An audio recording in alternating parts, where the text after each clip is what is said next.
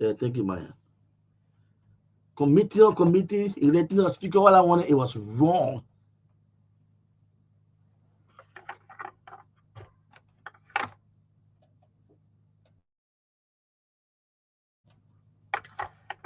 There is no block named majority block. There is no block named minority block. There is no block that is.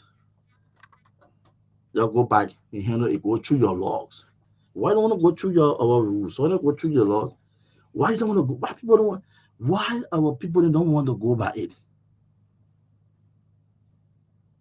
They're saying because maybe they could the petition or what fine by the battle speaker they could never talking about any so for that reason because at the meeting they wanted the full account in which he took at the court they wanted for the court to talk about it if the court was going to speak on that full the full thing the speaker talked to the court should look at it and other stuff then so because they never talk they could not talk about it so for that reason we are ready that means they make it no.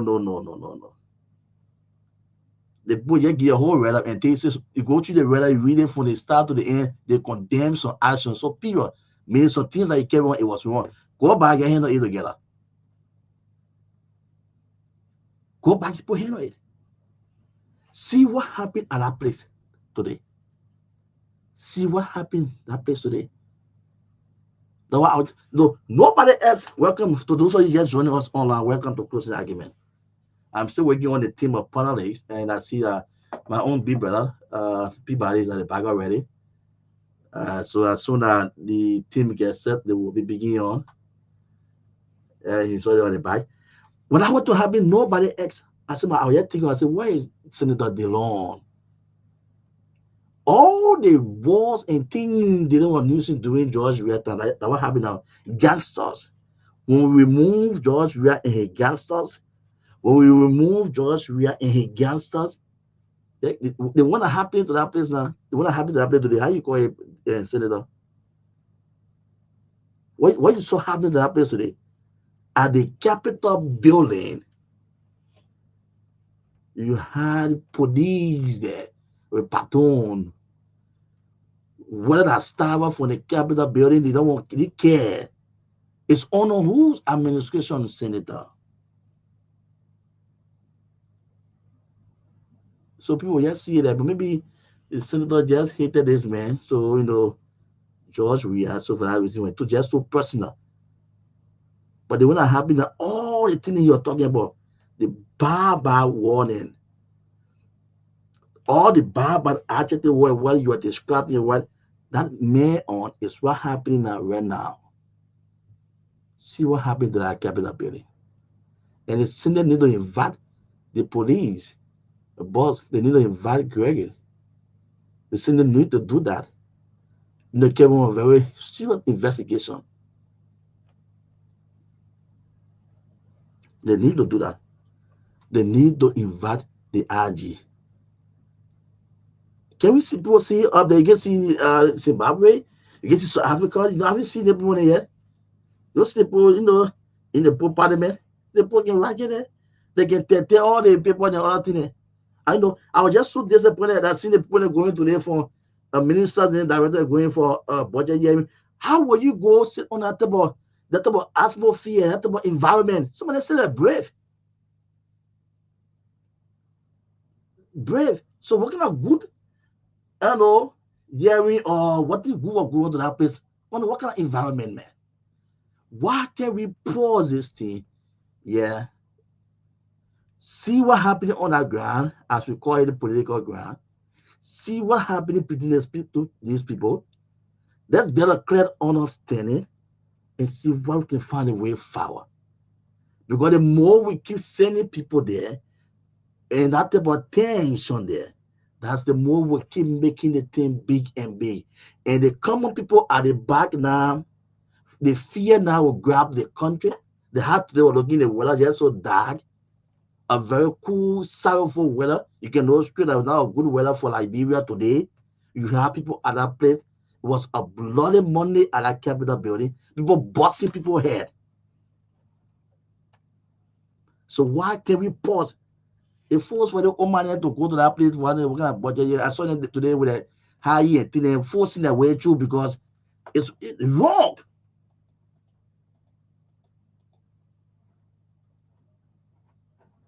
Very, very wrong. Why can't we pause these things? Why can't we stop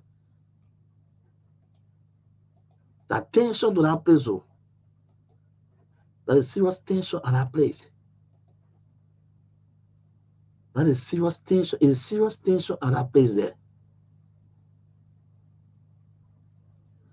And which drawing the attention of our people internationally, people monitoring their watching Liberia.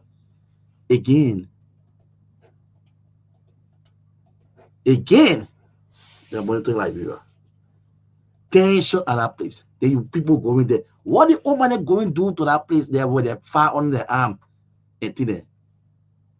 And you make one mistake. That what we saw today, we saw certain group of lawmakers being escorted by police there, escorting certain, escorting the minister directors. That shows that the people in here want to work with, that the people in here get the authority. So you need to put up protection for them. And by all means, the hearing take place. By all means, we not care. A battle.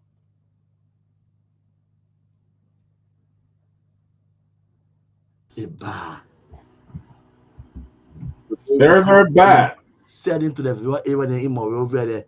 But they were worrying about what's happening at that cabinet building. Well, there are people, in the lawmakers, there are people, followed. Oh, yeah. Your children in school, in the worrying about your being out there, you into that type of noise. I was say, all the things that happening today, I was just sitting there and say, where is the senator, the lie? Because all the barber wars in news during that George real time, this is where it fall now. Right, I know today that high hair on his hair, you're just shaking it because it fall him off. When we move, get the word gas, just what happened at that place today. But anyway, folks, welcome again. The closing argument, Peabody is on already. So welcome to the show for those of you who just joining us. This is your number one nighttime program. It's here on Truth FM, Real TV in the closing argument. Uh, Truth FM, we are here in Liberia, Double Road. Many thanks to our production team. It's headed by Myean. So yeah, my name is Ansu. I'll be shortly joined by the rest of all the guys, and yeah, shortly will be joining me, our team of panelists.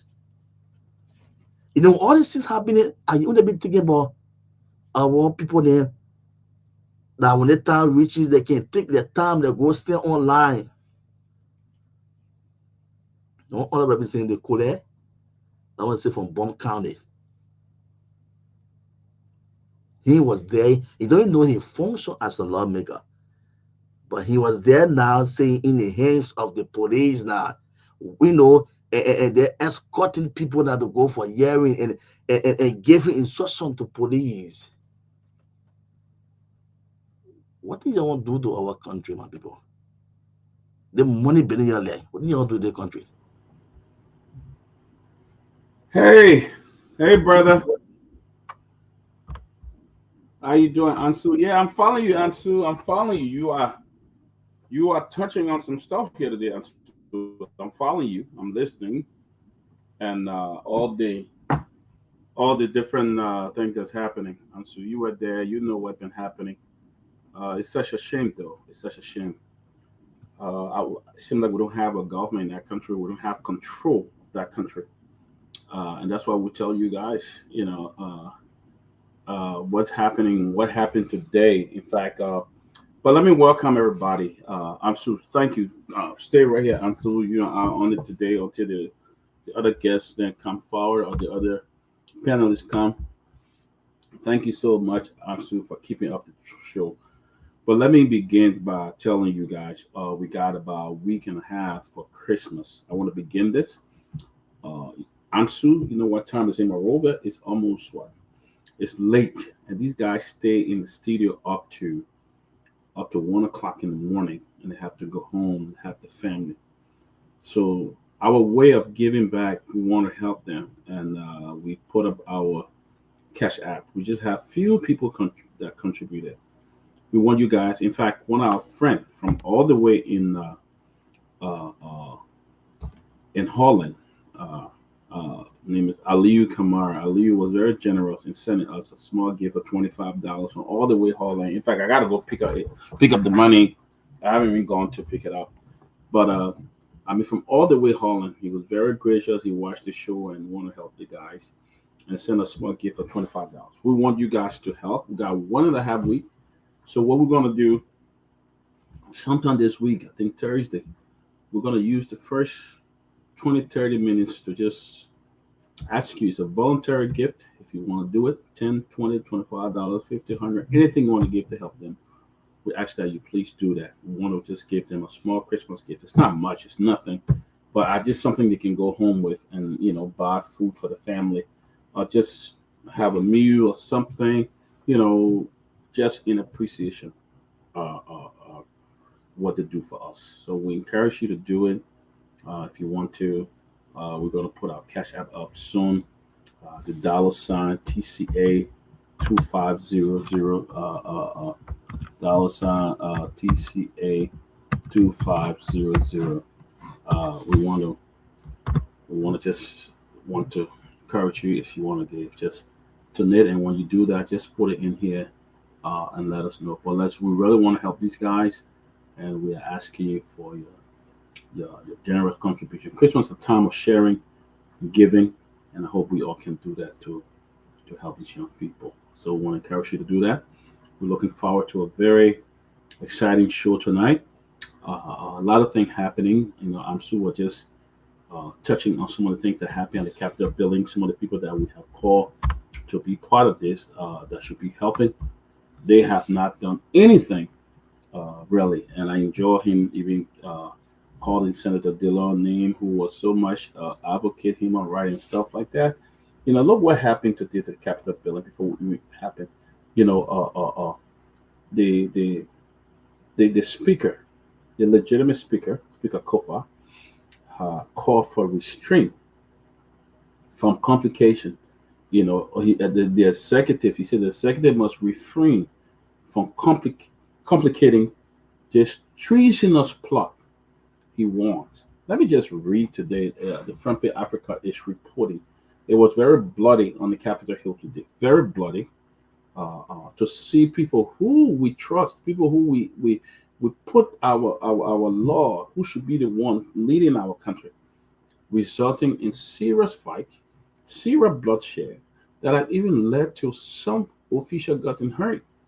Is this the country? Are these the kind of people that we want to lead us in the next few years to come? Are these the kind of people who will make decisions? People ignoring the Supreme Court rules totally. They don't care. Supreme Court have ruled, and you have lawmakers say they don't care what happened. They're still going to force their way through. Is this what we want in Liberia? Where is the executive? Where is President Joe Biden? He has not come out to say or do anything. Now he's getting involved. They're sending the police there to attack lawmaker. This will result into bloodshed. People will die. People will get hurt before the after the police step in. What is the police doing there in the first place? Why is Stonefather calling police to attack other folks? This is totally wrong, folks. This is wrong. And something got to happen. Liberia cannot go back to those days of bloodshed and fighting. This is something raw that is coming back in the face of Liberia, starting from the lawmaker. Now you got an executive intruding into this. I just like to read what happened today at the Capitol building and where the speaker had to come up. Let me just read. They say Honorable Funati Kofa, speaker, has accused government officials of complicating what he called a treasonous plot amid an escalating crisis at the Capitol building. Kofa comments came following a tense clash between police officers and lawmakers on Monday, which had further deepened the political turmoil in Liberia. Speaking to reporters, Speaker Kofa expressed grave concern over the heavy presence of police officers at the Capitol, describing it as a clear indication that certain lawmakers, specifically the so-called absentee majority, were allegedly receiving support from the executive branch in an attempt to undermine the rule of law. It is now abundantly clear that the police are involved in these crises, and it is a grave concern, Kofa said. However, we, the people's representative, will not be intimidated or afraid of those who seek to silence us. The speaker pointed out that the presence of law enforcement at the Capitol only seemed to occur when the so-called majority lawmakers who were who have been absent from several legislative sessions were in attendance. This, Kofa suggested, was troubling sign of collusion between the police and the executive to destabilize the legislative process. This is unfortunate and not what we need for Liberia democracy. The presence of police officers should not be a tool for political maneuvering, Kofa stressed. We call on all parties to step back, respect the rule of law, and adhere to the guidance of the Supreme Court. Kofa also issued a stern warning to the executive branch, charging them to cease any involvement in what he described as treason or plot. I have repeatedly told the executive that the rule of law must prevail, and if they are unsure about the legalities, they should consult the Supreme Court. But I suspect that everyone is aware of the ruling and is choosing to ignore it, he said. The speaker condemned the alleged action of police, claiming they had sides in the conflict by using excessive force against lawmakers around the world. We hear about parliamentary confrontation, but you do not see police officers throwing tear gases or beating lawmakers. Yet in Liberia, this is what we are witnessing, he said. One of Kofa's colleagues, Representative Luther Collins, was reportedly injured during the confrontation, sustaining head injury that required medical treatment. Kofa confirmed that he himself had received threats on his life, which are currently under investigation by the National Security Agency. I'm going to stop there. But my point here is the very security agency that are threatening you, and I mean that should be protecting you, they are providing protection for the other side. Tomalin, welcome and chime in here.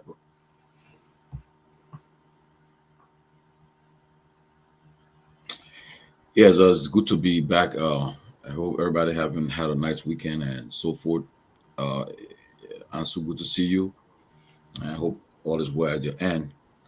And also welcome to all our viewers. Yes, the situation is, I reached a point where I'm hearing people now, citizens are now calling for citizens to get involved, uh, to get involved and force the lawmakers to respect the Constitution. The Constitution says that the Supreme Court is the highest legal decision, legal body in the country that render judgment on opinions on legal disputes.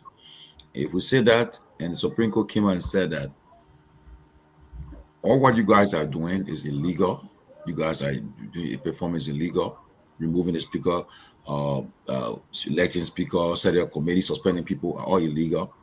You should return to status quo on T. If they don't have a problem with you all want to move the speaker, but to come and say that you guys are moving the speaker and the wrong way, and they're saying you are wrong, and he needs to be given a due process. The Constitution is clear. Everyone who is accused should have a day in court. Should be able to face the accuser and be accorded due process. Because Kofa you are accusing of litany of stuff that you say he engaged in. He said, okay, you guys are right to accuse me, but let me face my accuser. Let me have my day in court. And that's the simple. That's how it works. You go to work. He recused himself as presiding officer. Someone else will reside, and the petition is brought to the floor. You discuss it. The arguments are made, and from there, immediately from there, you take a vote. But apparently, you guys feel that you don't have to vote for the non-votes to remove him. You don't want to try this. You don't want to go through the red process. And by doing all of this, thinking that he will resign on pressure. But like Ben can say, newsflash, he's not going to resign. Kofa is adamant he's not resigning. He must be accorded due process. And all the legal luminaries are speaking that he's right. And the Supreme Court have spoken, and people are speaking. It's about time that people follow the law. But then again, the executive branch of government, headed by President Bwaka, I don't understand. You cannot send your officials to go to to a body that the Supreme Court called the sitting is unconstitutional, and you send them to go and testify before them. Then you're not helping the situation. Everyone knows you are involved, though, but you are making it so glaring that you can't even pretend like you're not involved. And second, and lastly, the Senate, we are watching whether Senator Jombly will accept the NM resolution come from the House, whether they will accept it to concur with them, as it should be done according to the legislative procedure. They come to the Senate, they concur, and submit to the president for approval. We're going to see it. Okay. Even if she's not presiding and the vice president presiding, the vice president should be should not accept it. He cannot accept any bill coming from an unconstitutional body sitting to come and to discuss it. They should reject it. And we should expect President Bwaka to have breaking a silence since Friday. Either say something, issue a statement. When the Supreme Court in the Americas voted to strip down the 50-year law, the abortion law, President Biden spoke. He said, I disagree with the Supreme Court decision, but they are the highest body, the law of the land. So he spoke. He broke his silence. He didn't kept in silence. So it's on President Bwaka is making things hard. And now I heard for the first time people are openly calling for a military takeover. They are calling for the people to join in the streets now and demand a protest. It's not good for the government. And what we're not aware of, don't forget, Ghana just had election on Saturday, and President Mahama won. And just how President Weah started it, the vice president came and conceded right away. He was gracious in defeat. He called the new president-elect, conceded, and then they are moving towards a transition. It so happened in a weekend in Syria. After all the years, 50 years on hold of power, Assad had to escape. He ran from Syria. He's in Russia now on asylum. And things are happening in our region. We have to be very careful. If anybody should cause trouble in that country, we don't have security forces to withstand it. That's what we keep warning. And we are on record to warn that this government is pushing for trouble in that country. If they continue on this path, that country will end up in chaos. And trust me, the man that's coming to America to be next president in the next 42 days, Donald Trump, he's someone who he won't act like the other previous presidents to say he will get involved. He already saying, the man said that America should get out of Syria. They got 900 troops in Syria. He said, now our business, we should get from out of Syria. Imagine that, get out of Syria. Then you say Africa, Liberia. So I don't know what our guys are depending on, but they better get a census. Get to that. They get their acts together because it's getting serious though.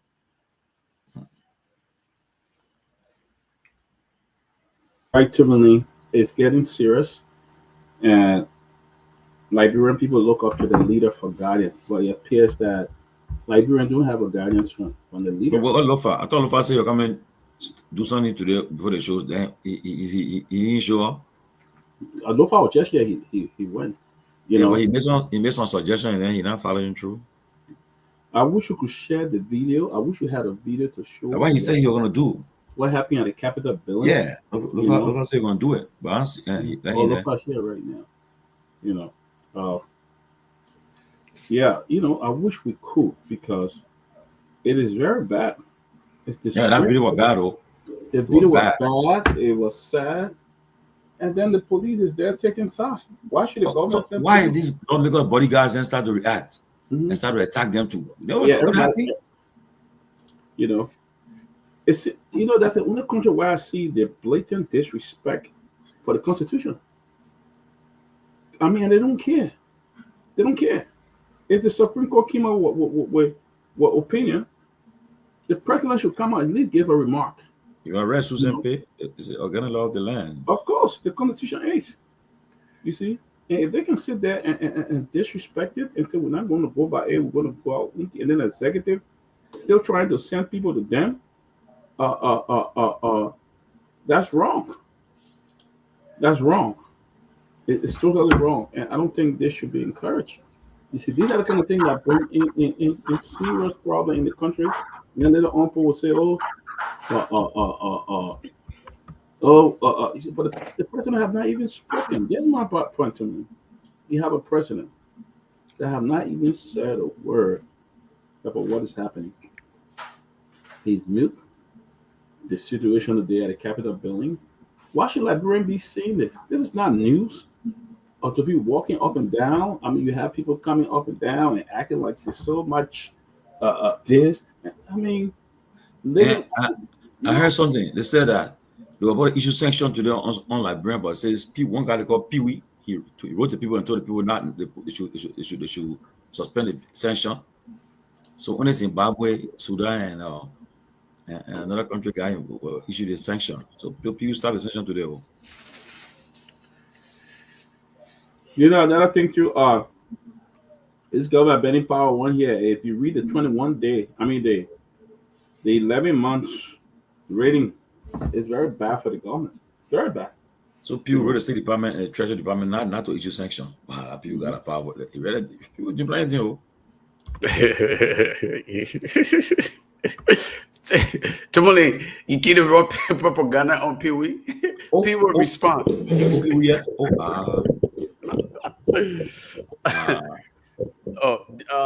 Dr. Peabody, I didn't mean to interrupt you. Though. I just No, go ahead. I mean, but it's really, really, really sick. It's sick to really see what happened today.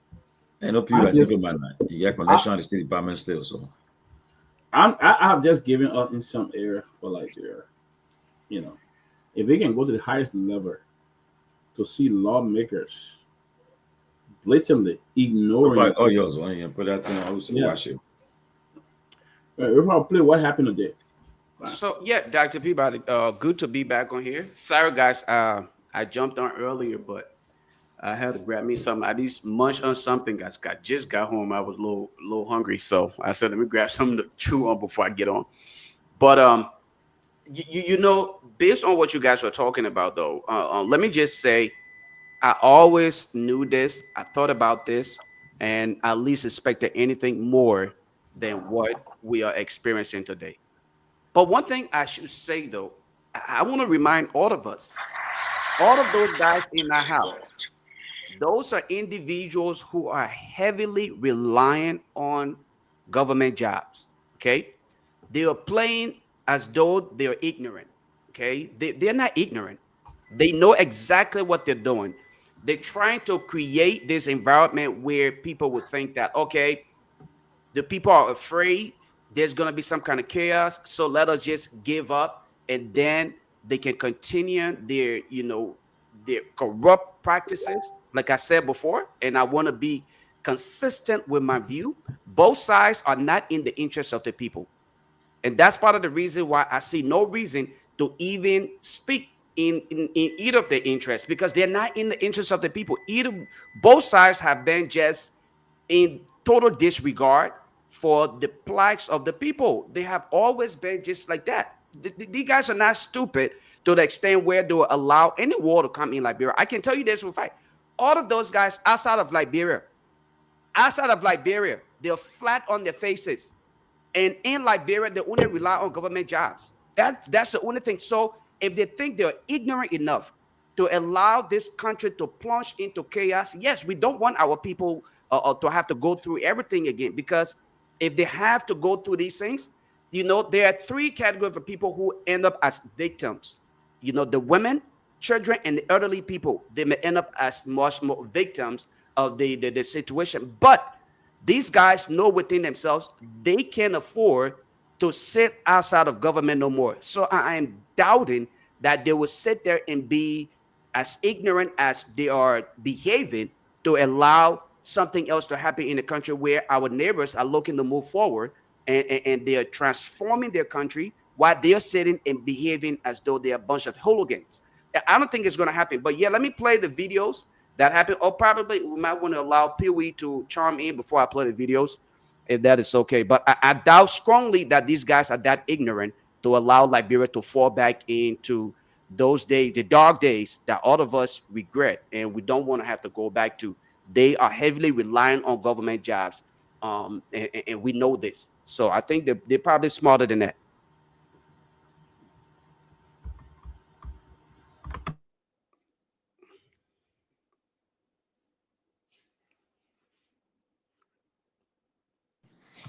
P, were you talking? Yeah, thank you, so County. I think you're right, Lofa.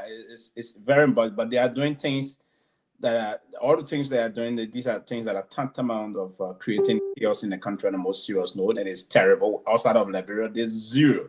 You 100% right, my dear brother. But what is unfortunate here is that we need to picture some things. If I would, and let me just say this to the police chief: you're an Ivy League graduate. And the reason why the representation of those Ivy League institutions is for you to keep the rule of law in check. Honor your nose as police chief. The police is playing partisan role. This is dangerous, and we need to be very frank and clear here. The police is playing partisan role. Honor your nose as police chief. The police have already been a terrible police in terms of human rights record in recent time. Honor your nose. And then you're trying to further exacerbate the situation. There has not been the process where the police observe the rule of law. Those things are happening continuously. They are unfolding, right? It's terrible to be a police chief in this time. You struggle for, you beg for this job. You got this job. And not on the basis of you beg. You should be one person that should be beyond reproach, basically on this kind of a line. Exhibit the line of professionalism, or you move on. You got a very good credential, right? So I have one to advise one first and foremost. And Mr. President, the Constitution, Article 50 is clear. It says you shall be, the president is the president, the commander-in-chief, head of government, and head of state, right? All of the executive power of the country is within your powers to sit and allow this kind of a chaotic situation to unfold in the country. Where are you moving to bring some level of sanity to the country is a terrible, terrible scenario. We will need to push to protect the sanity of this country. Now, remember here, if this process continues unabated, we don't sponsor our budget 100%. We have the EU and other international partners need to give us some support. If the folks believe that this is a chaotic country, a very chaotic legislature, that the rule of law have been hampered, trust me, most of them are going to withdraw their support.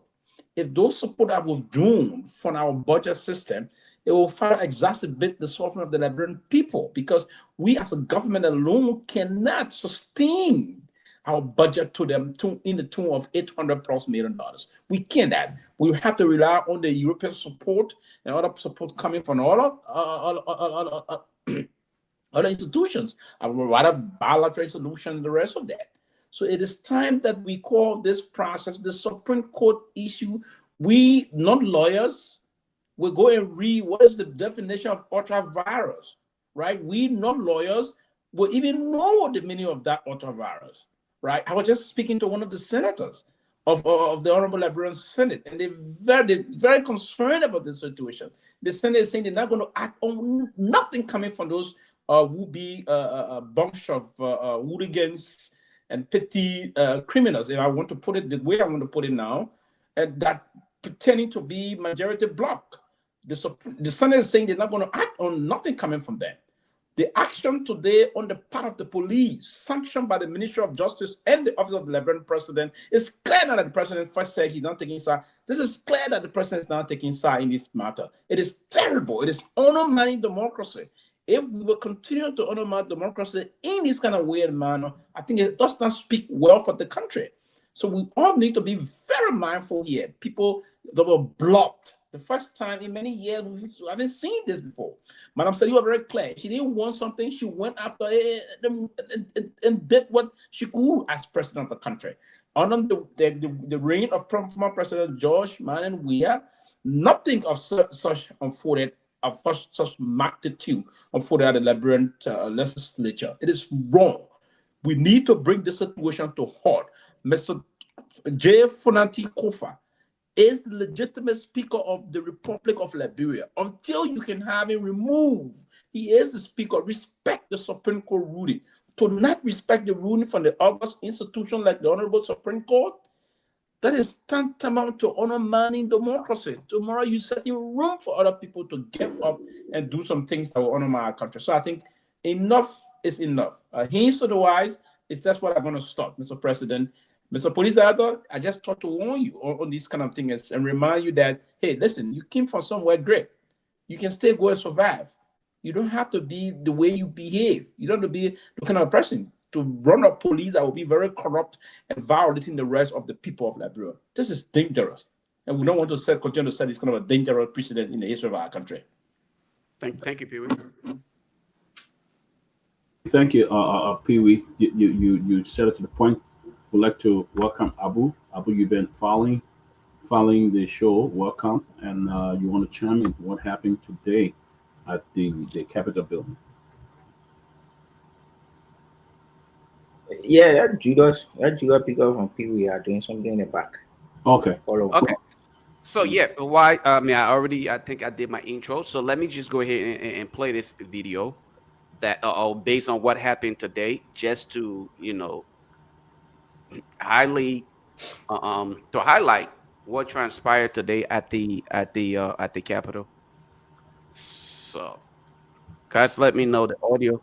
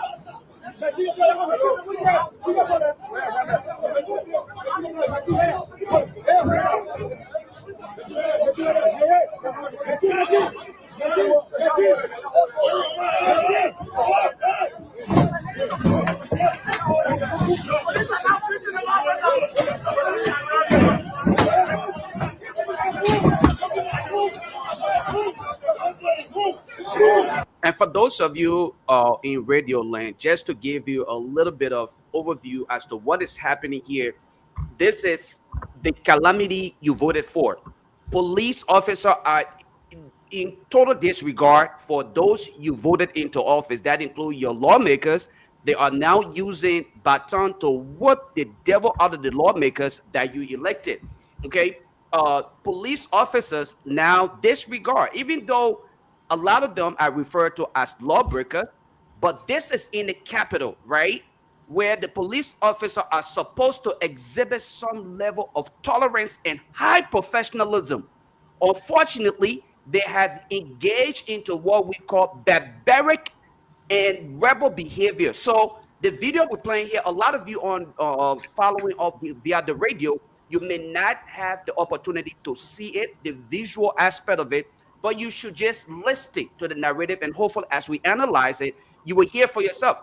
Part of the victims here, I believe I saw Yeka Koluba and few other representatives, unfortunately, whom I may not be able to identify by names, but they were part of it, and the Liberia National Police were actually using force to prevent them from accessing another portion of the Capitol building. So I'll go ahead and continue to play this, and hopefully we'll try to give you a breakdown of what transpired today. Video courtesy of the Spoon Network.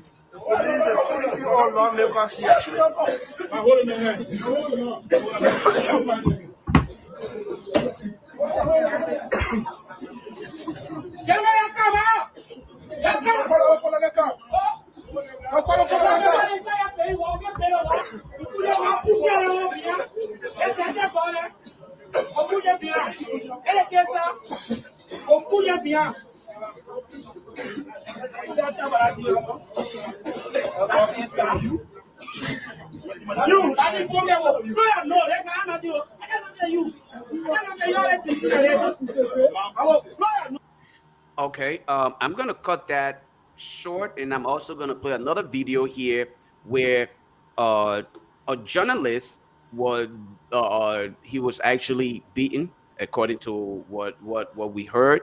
I think it was a Spoon journalist as well who was actually beaten by one of the lawmakers. I don't know what is a supporter or however, everybody we in Liberia, everyone just commit themselves to people they refer to as lawmakers. They don't even regard themselves as human, and they just sit there and allow these people to make market of them.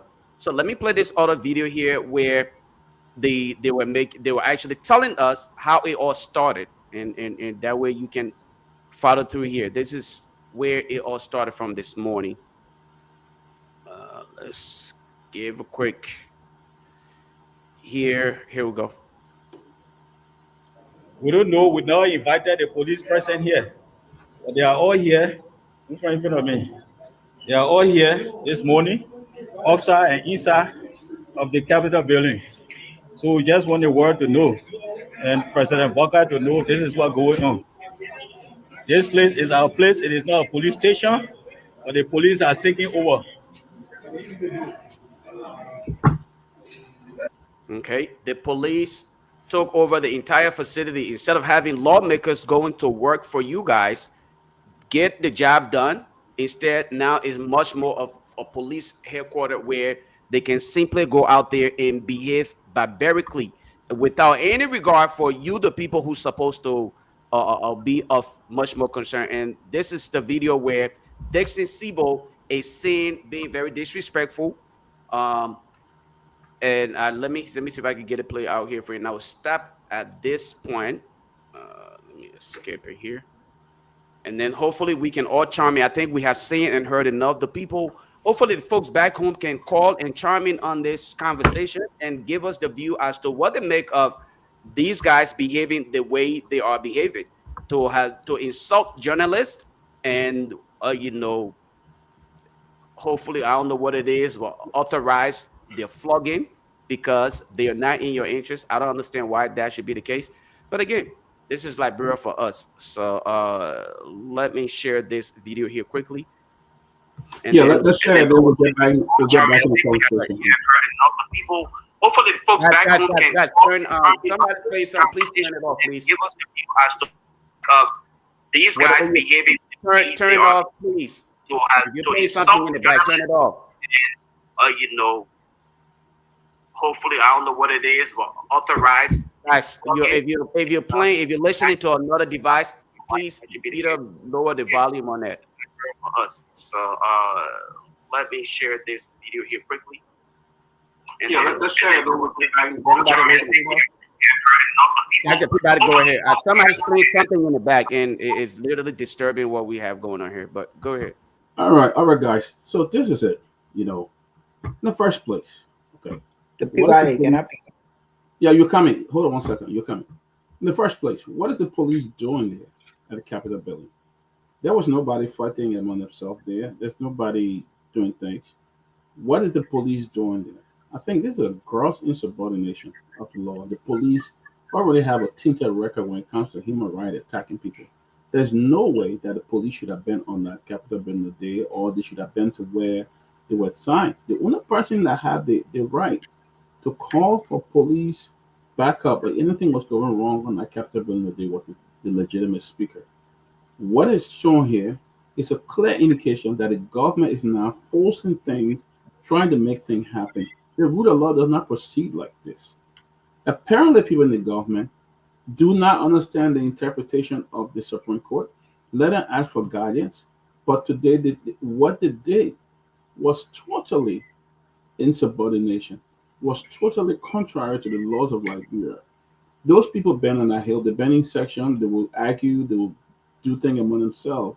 But I've never seen police show up to go and I mean, and it's all about somebody from the other law on the other side giving them money, and then they go in there and say they're protecting them. It's all about that's what they do.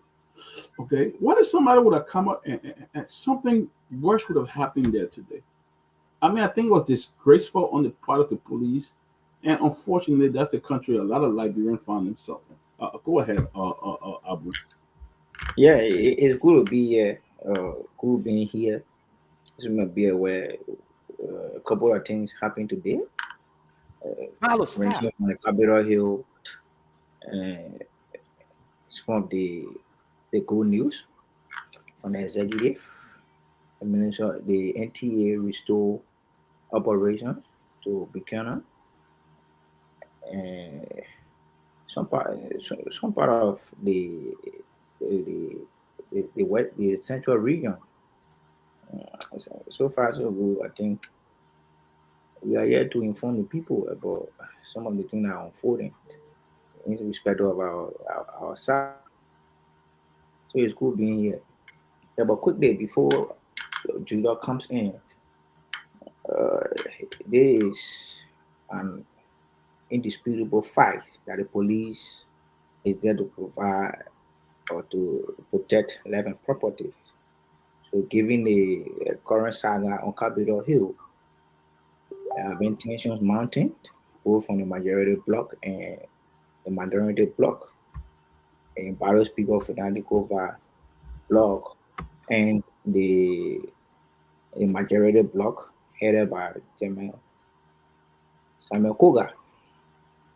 As you may be aware, Peabody, there were huge presence of police when the entire saga started.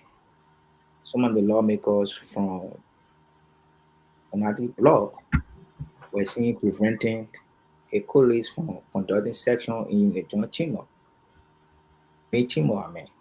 So since then, the guys have raised red flag that they are not secure in going to the May Chimo to conduct session. So yeah, the presence of the police today, I think they were there to provide security for the lawmakers. A couple of staff from the minority bloc were there and they were attempting to interrupt the activities of the other side. So I think the police were there to provide security for the other lawmakers. So, Dr. Peabody, if you don't Go mind, ahead. Go ahead. let me just say this. I'm glad that Abu mentioned of the fact that police responsibility is to protect lives and properties. That those are, I mean, those are the key functions, okay, of any police officer. And in that regard, you will also agree that that facility right there belongs to your lawmakers as they should be referenced. But those lawbreakers were actually brutalized today, regardless of which side of the token they find themselves. Yeke Koluba is your lawmaker.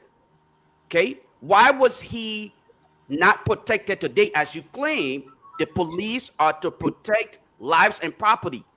Why were Julius, those? Julius, prior to coming on this show, while driving home, I heard that the executive is siding with the majority bloc. But you have not acknowledged that the removal is being orchestrated by folks from the CDC, including the sitting deputy speaker, who is the deputy for operations within the CDC. People who presided over, like people who orchestrated the removal of the speaker are all civilians, and you are not mentioning that. But Yeah. instead, accusing the executive of being a master. Who Yeah, controls that's a fair, the that's a fair police point. though? I mean, Abu. That's a fair point. That's a Peabody. Let me respond quickly to my little brother. Okay, that's a fair point. I'm glad that you want to reference those who are part of the entire process. Great, but you know what though? Let me remind you to a couple days ago why it is always in balance to some extent. You remember when Honorable Yeka Koluba came here and stated publicly that you are a beneficiary of the National Port Authority. You are employed at the National Port Authority. The act of accepting funds from a government agency where Look at you me are not. Atlantis. Hold on one second. Hold on one Look at second. me Hold on one second. Atlantis. I am trying to get to that point. Hold on one second. When you're accepting funds from any government agency where you are not gainfully employed, that's an act of corruption. But you openly sat here and allowed that to play out, and you said you would not dispute it, neither would you agree. So when the issue of what is transpiring at the Capitol comes up, you don't expect me to say everything that play. It is upon you to now dispute, debunk, or either buttress my position here. I shouldn't have to say everything. I am a human, and I should play the fair role that I'm supposed to play here, providing to the general public. But I should not have to state everything forbiddenly as it happened. But you, as a young man who was accused, okay, of corruption, as a young man, you accepted that claim and you ran away with it. And up until today, I can say that you are employed at the National Port Authority, but you are not actually employed, but you're still getting paid. So that's an act of corruption. Lofa Julius, I did not come on a show. I come on a show to discuss my occupation. If I am given an opportunity to serve my country, as competent as I am, I will do with due diligence. So the fact that I'm here, I am not here as an employee of the MPA. I'm here as a patriotic Liberian and to state my positions on issues that our people are confronted with in respect of our side, both politically, socially, and you name it. So the essence of our conversation should not be tied to where I work. I was not accused by the representative that I am taking money from the MPA. I was accused by him that I am an employee of the MPA. If I am an employee of the MPA, which in my mind, and you said you're not, Chief, I didn't answer the question because Yeke came and he made accusation against a character who served as the managing director of the port, and I double dare him to provide facts to substantiate it. He made. Did he do it? No, he did not do it. So how dare you come on the show and say I allow Yeke to speak our information that is not true? Instead of me responding, I didn't respond. So I think the essence of our conversation tonight should not be tied to the accusation that Yeke made against my character, which I know Yeke is one of the critics of this government. He will say things to power public sentiment. So for the sake of the conversation, let's go to another topic. I don't think that is. All right, guys. Yeah. Let's move on. Let's keep it here. Okay. Abu, you are saying that, I want to keep it to the conversation. You are saying that what happened today was orchestrated by people in the CDC? Is that what you're saying? I just said to you, those who orchestrated the removal of cover was engineered by people from his party. It was an ingrained fight. That's what I said. So why is the executive recognizing them? Why is the executive recognizing them? Why is the executive sending police now to the Capitol building? Why is the executive now sending there? Why are people, ministers from the executive going there to have meeting with the majority black, knowing that these guys are not illegal? Why are they doing that now? Peabody, the civil law says where there is quorum, people should carry on business. The people from the executive were issued a communication, and you and I know the legislature is the first branch of government. They are direct representative of the people. So when the people request the presence of that official, they had no choice but to appear, and that's what they did. Well, I'm not sure about that because this appeared to be a complete undermining by the executive. The Supreme Court ruled give me a chance. I give you a chance to talk. I give you a chance to talk. Give me a chance. Give me a chance to talk. Do not, one at a time. When you talk, I'll let you complete your conversation. Okay. But the Supreme Court ruled. You are saying fair request, though. Apparently, it appeared that the executive had not recognized the ruling of the Supreme Court, or they don't recognize it, or ignoring it. And what we saw happening today was a total insubordination, a violation of the Constitution. But we'd like to move on. We got a lot of people here. We cannot stick on one. We want everybody to come in, everybody that haven't Guys, spoken I have muted everybody to just so chime in. that we Yeah. won't interrupt each other. So So let welcome Robert. 30 Robert's seconds. here. Okay, Peabody, 30 seconds. Welcome Robert. And Welcome then Ben, and welcome Professor Kennedy. So let's start with Robert, and then we'll go to Ben, and then Professor Kennedy, and then we go back up. Thank you. It's great to be on today. It's great to see Professor on. We miss him, and it's great to see everyone else on. Few things I want to talk about. One is the contradiction of the executive branch of government led by Joseph Boakai and his surrogates. And I want the Liberian people to pay key attention of what's happening here. In one sentence, Joseph Boakai's new narrative is that, well, I cannot overstep because I've got to recognize that there are three branches of government, and there's this doctrine of the separation of power. So I cannot overstep, even though we've argued that one can show leadership without necessarily overstepping constitutional boundaries. Just how we can chew gum and walk at the same time. That's a common sense logic.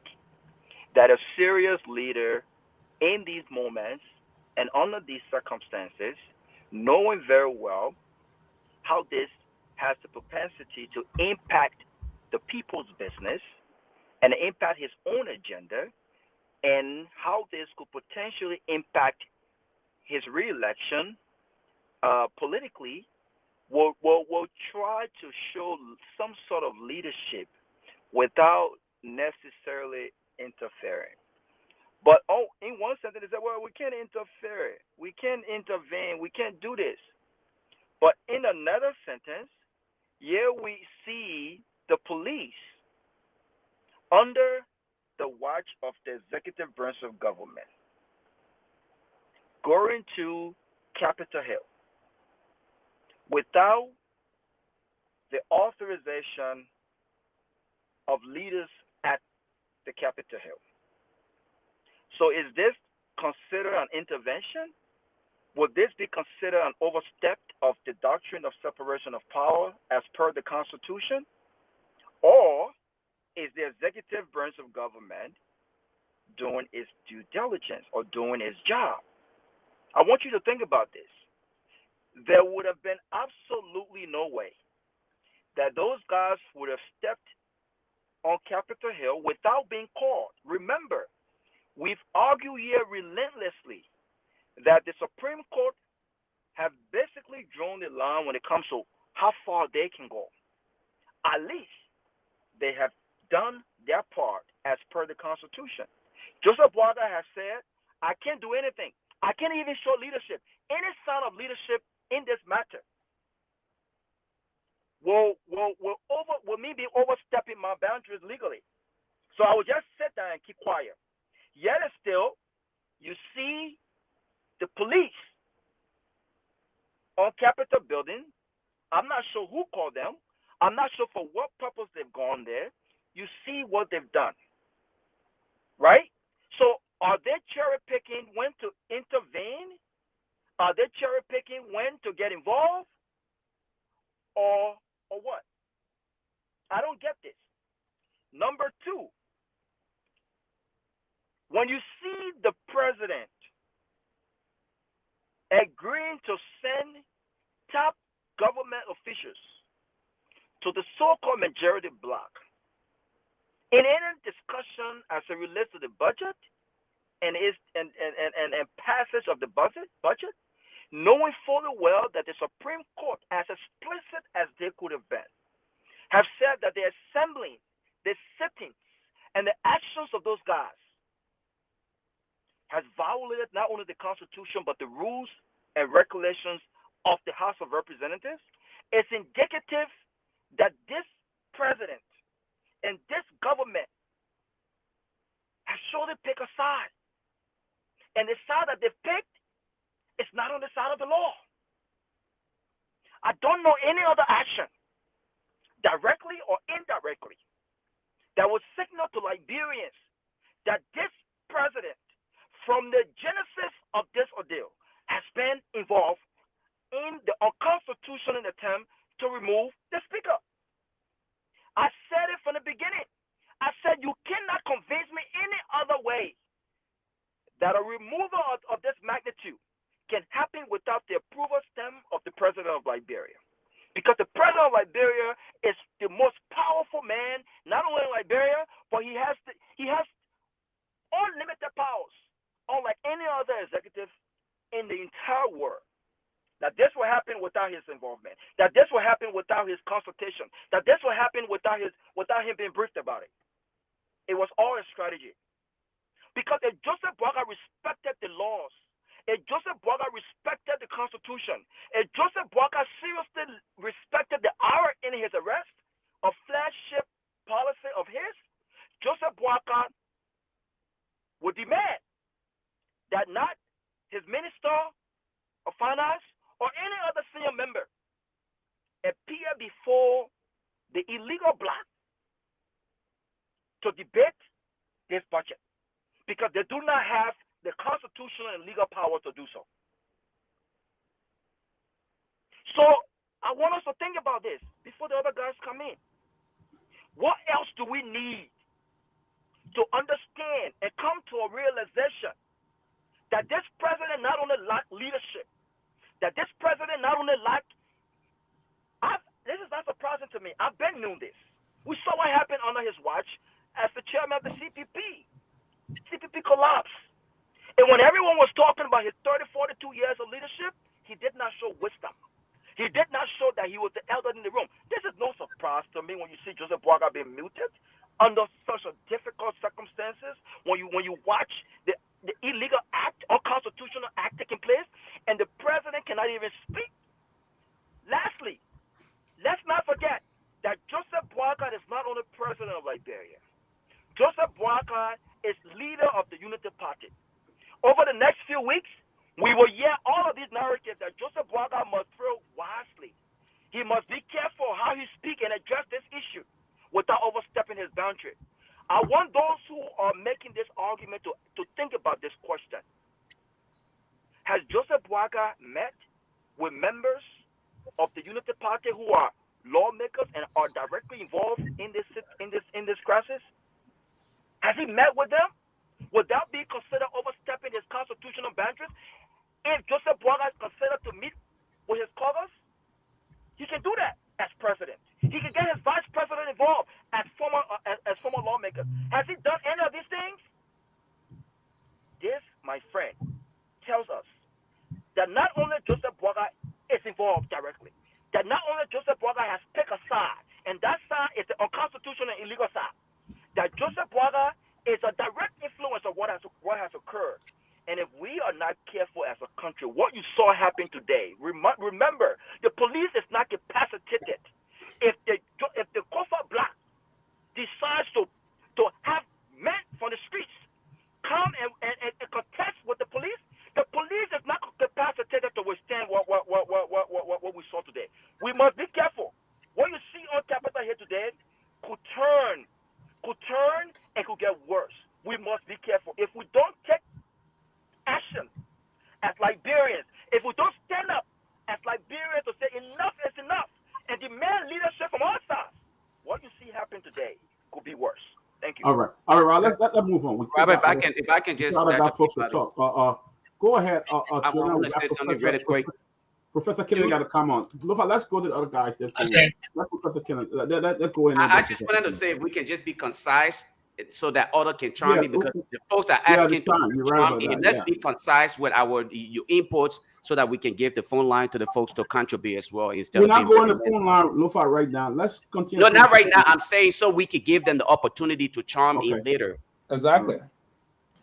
All right. Thanks for having me, guys. First of all, I don't even know where to start, because sometimes you say Mr. Bwaga, he's older and a traditional man. So let's look at it from the traditional aspect. Someone went to visit you, and while the person were at your house, the person's house caught on fire.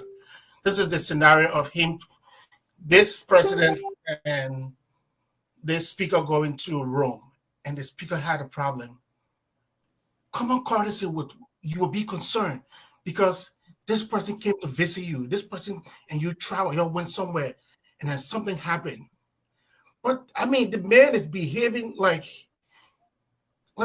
he's not even aware of those simple manners. And to know that you and your friend went somewhere and something happened and you're not concerned, that just shows how disconnected this man is. The issue about the police on the Capitol building is so frustrating.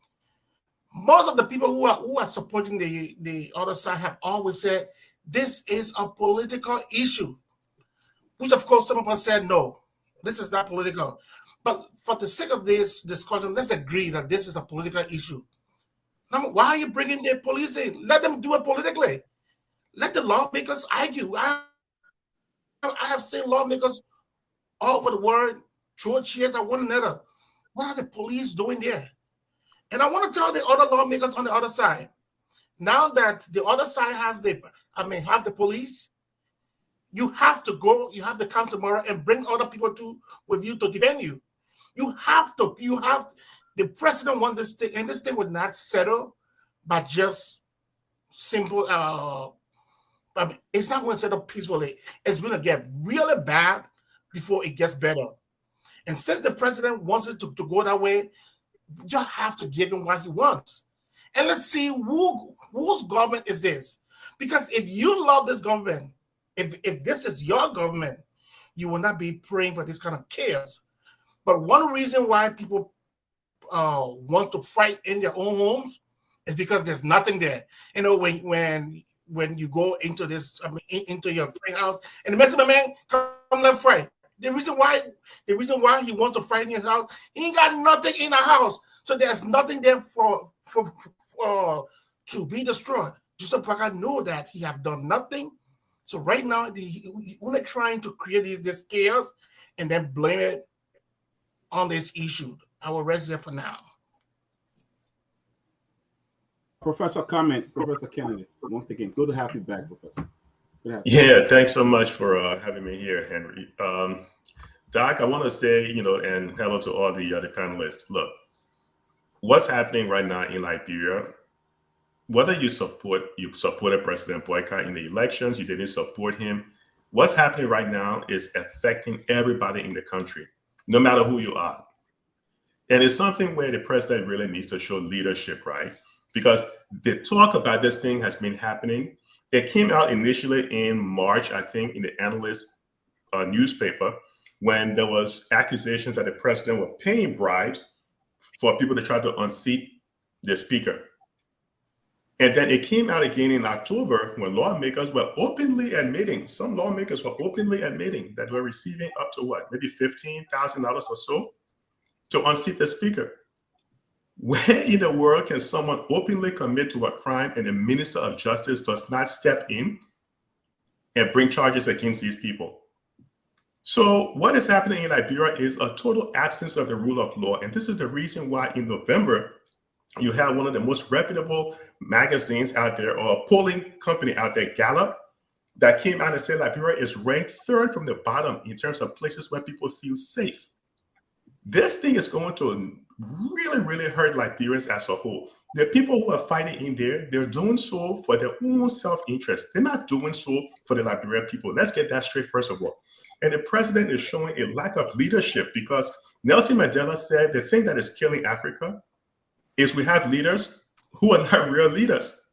So President Boyka could really put this whole thing to bed. He could really step up. I know people can say, oh, this is all being led by CDC. But if you're saying that, then you're suggesting that CDC actually runs the country and you're passing the buck to another political party that is not even in power.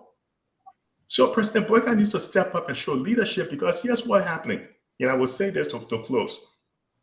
When you set this level of precedent, meaning when you start doing something like this, people will feel emboldened to take it to another level. This may lead to someone now probably trying to start some impeachment to eventually remove the president. Because if they succeed in doing the small thing, it's like somebody who eventually turned out to be a kleptomaniac. They start with small stealing. If they don't get caught and chastised, it will expand to something bigger. There's a reason why the poorest country in the Northern Hemisphere is Haiti. Because we saw this fiasco going on in Haiti for years. You know, Papa Doc, the Duvaliers, and all that, they did the same nonsense for years. And eventually you have gangs running Haiti. So when you have this kind of situation, it will build up. Look, Liberia people may not like Liberia prior to the coup d'etat, but after the coup happened, everyone thought it was going to bring about change, but nothing changed. But the problem with Liberia is when something like this happens, the people remain silent.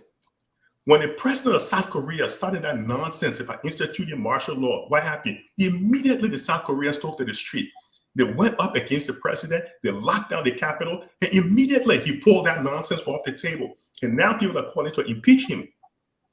So we have to say, look, you know something? This thing is not about the legislators. Let Liberians get united. If Liberians want to get united and protest in front of that capital for the lawmakers to go back to work, the people are far more than the lawmakers, but the people never stand up and fight for themselves. You know, as soon as they start protesting, people say, oh, we don't want war, we don't want war. But the people they are creating the environment to make you need to go out there and protest.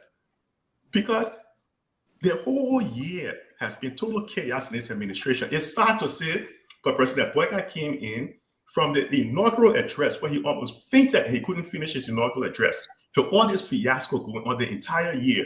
We haven't seen true leadership from this administration, and it just shows that not all experiences are actually a good experience, right? It just totally shows. So United Party has been a complete fiasco in the first year. It's been an administration of total chaos. And I think whether you support President Boyka, you need to give advice to your people and tell him, so look, listen, Mr. President, you're getting some bad advice in there. The issues that people supported you for, like war crimes court, like asset recovery, all those issues have been brushed under the rug, and the country has now been locked down for the past 3 months over this fiasco. Take some leadership. So I'll swing it back to you, Doc. Okay, Professor, before Sylvester coming, and then we'll go to Abu. You know, exactly what you said, Professor. It appears that President Boyka just has given up. He does not have leadership. And, you know, as I was talking to somebody this morning, no attack on the president, but, I mean, age plays a significant part of our day-to-day function. You know, it plays a significant role. And apparently, the president is just not strong and healthy in mind and body to really take on this tax that were given to him by the Liberian people, and it's very, very bad. But Sylvester, comment. Yes. Again, let me say equivalent to all of the great comments here, and to some, 100% I agree with you, Professor Kennedy. But yes, what I would say about the Liberian people process. If you say we have a panache in our country, when the snake bites you for the first time, whenever you see the tip of a laser, you're going to run. The folks in the country, they really want to do these things, but they believe they went through a very tumultuous civil crisis. They believe that an act to come out and demonstrate in the kind of manner to call for change, they may push us into a civil war. Those that spend a lot of time in the country like we did, we went to eat this pan cabbage, pakana, seeing people being killed, beheaded, and in the way and manner. Trust me, you have to speak, Professor Kennedy, to 88 to 90% of Liberians. That's part of the reason they don't want to do these things. That's part of the reason they want to restrain their kids from joining some protestation and the rest of that. But let me say to those folks that if they try to believe this kind of a thing will always happen to the people, one of the folks will just get tired. There will be some major segment-shift in that country that are going to call for some massive change. But the reason why the Liberian people are reluctant to do this time around is because they try to recall any issue that would destabilize the country. It's because of the destabilization process of the country that they fear doing it. They are not cowards. They're not peculiar in nature, as people say. Liberians are just peculiar set of elements and the rest of that. No, it's not because of those peculiar architecture nature or big city gullible. No, it's not an issue of gullibility. It's the process that they reflect that they went through very dangerous time in the past for almost total 14 years. Because when from 1989 to 1997, after that, a process erupted. World War I, World War II, World War III, the Laurel crisis, it came also 14 years, we bundle everything. So it's because of that. But I think the people are getting fed up of this nonsense the folks are doing today to allow the people to vote for you. You have folks moving around, going about their daily regal, then bunch of nincompoops sit there at the level of the legislature and doing nonsense to the people. This is utterly unacceptable. And it is time that we move through this process. No one's going to come call on the president to do this. No leader will want to see these things happen on your nose. This is tantamount of breakdown of law and order. On a serious note, nobody going to say this to you, Mr. President. I wouldn't even dare see this thing happen on my nose as president of a country. I would intervene and ensure that this nonsense come to halt. It's the process of separation of power. I mean, we just have to stop this process and protect the sanity of our country democracy, because the process has been completely, very deeply polarized, and due to this kind of a level of insanity that is unfolding at the level of the Capitol building, and people are saying now the speaker is alleging that people want to kill him. Now, who am I to deny that, to not believe what the speaker is saying? Because what unfolded today is possible that people want to get on against the speaker and do this. So, Mr. President, to save this process and to save the country moving forward, to bring integrity and that, people coming start very soon. I won't be surprised before I get in here. The United States government or the EU, I wouldn't be surprised to push trial advisory out very soon to their people. With this kind of activity unfolding, I wouldn't be surprised if that were to happen in the not too distant future, 72 hours to a week period. I wouldn't be surprised. If that is happening, then potential investors, not we Liberians, our country will always go back home. All Liberians will come back, but potential investor now that was scared anyway. They should worry, and then great leader. And then leader that want to push development. No, it's not that. So, Mr. Finance Minister, I heard you the last time saying that things going to come. If that's the way you guys going to continue, trust me, you're going to scare investors away from that country. Thank you. Thank you, Sylvester. Welcome, Sarah. We'll go to Abu, and then we'll go to Lofa, and then we'll come to Sarah. Guys.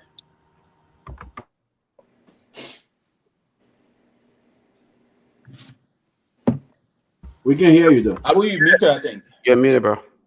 Yeah, Julius muted me. Hey. So, like I said, yes, doing my previous section. Oh, okay. And I'm gonna re-emphasize on what I said earlier. Those that were not here, so they can be acquainted with what I said. This president will not interfere with the internal wrangling that exists between legislator and the legislature. The legislature is a separate branch of government that runs our own affairs. So for anybody to think that this president will interfere, violating the Constitution, where he does not have jurisdiction over the legislature, and he will violate the Constitution to interfere one of the sides to compromise whatever quest they have, I think that person should be living in Ethiopia. But quickly, the removal of Funati, those are orchestrating the removal of Funati, are his own partisans. These are people who believe that Funati has not served since the inception of his leadership as speaker. These are people who believe that Funati have now uphold what a true leader should exhibit. That is to say, there were people who accompanied Funati to the US. That's some of the crimes that these guys have raised. There were people who accompanied him to the US that shouldn't have accompanied him. That is one of our points. That is one of our agitations. That those who accompany him shouldn't have accompanied him. So in this light, if you were to put aside sentiment, you will realize that these guys who wanted to remove him, who succeeded in removing him, have their issues are germane. Their issues are germane. They ruled. There were legal luminaries who went back and forth. that the ruling did not favor anybody. So for anybody to come here and basically inform the people of Liberia that the ruling favor for Nandi, I think that's being disingenuous. The ruling did not favor anybody. The bigger luminaries were seen on public radios said that the ruling did not favor Funati, nor the county Funati group.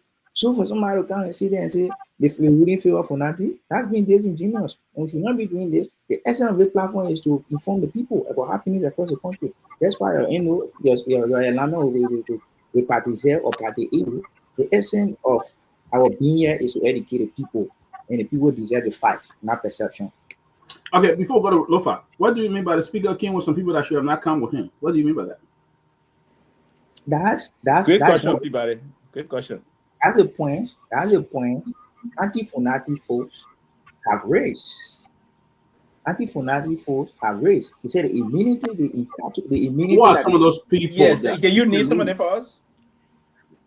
Come again, Pewee. Can you name some of the folks that came with him to the U.S. that were part of his entourage? The level ties. There are many, but I don't mind. There are many. The folks are many. There are many. All right, I'm not going to go back and forth. I will give my point later. Let's go to Lofa. I'm not going to go back. So, and I'm glad that people are now gravitating towards my position earlier. Let the people stand up and kick out all of those clowns that are pretending to be representatives. They're not in the interest of the people. Neither side represents the people's interests. And I'm glad that Professor Larry also highlighted that, the people need to stand up. And in standing up, it should not be in the interest of one side, because neither side represents the people's interest. I said this before, and from the genesis of this conversation, people thought that, oh no, the rule of law. These people don't care about the rule of law. Listen to my young brother Abu on here talking about people who actually travel along with the speaker, and that's what upset other people to carry on what they carry on. Why did they not get upset about the supplementary payroll list, where people who are not employed, the names are listed and they're getting paid every month? Why were they not upset about that? Why did they not get upset about the fact that hospitals are not being allotted funds enough to provide quality health care? Why did they not get upset about that and ask for the speaker's resignation? Why did they not get upset about all of the disregard for the rule of law? Why did they not get upset and ask that the speaker act accordingly when President Boycott, in his right mind, who's supposed to be a man with so much wisdom and experience, thought to, just disregard the rule of law, brought in yellow machine, and nothing was done about that? Why did they not get upset? They are the representation of the people. Why is it that all of the concerns of the military wives, okay, all of the things they mentioned, they protested, and up until today's date, nothing has been done about it? Why did they not get upset to ask that the speaker act accordingly? Why are they not upset that they are taking all of these funds that shouldn't be given to them? They are taking all of this. We are wastefully paying all of these guys for doing nothing. Why did they not get upset and ask for salary reduction and ask that the speaker act accordingly? You know why? Because they're not in the interest of the people. And I'm not here to defend any side. What President Boycott have done, what he has exhibited, is lack of leadership. And I'm not surprised. To be honest with you, I said this time without number that President Boycott lacked the ability to lead Liberia. President Boycott lacked the ability to unite Liberia. President Boycott is far from what we consider true leader. Leadership is not an overnight activity, but you must understand what you need to do.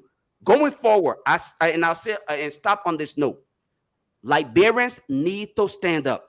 They need to act accordingly. They need to hold these hooligans accountable for the day-to-day disregard for the law.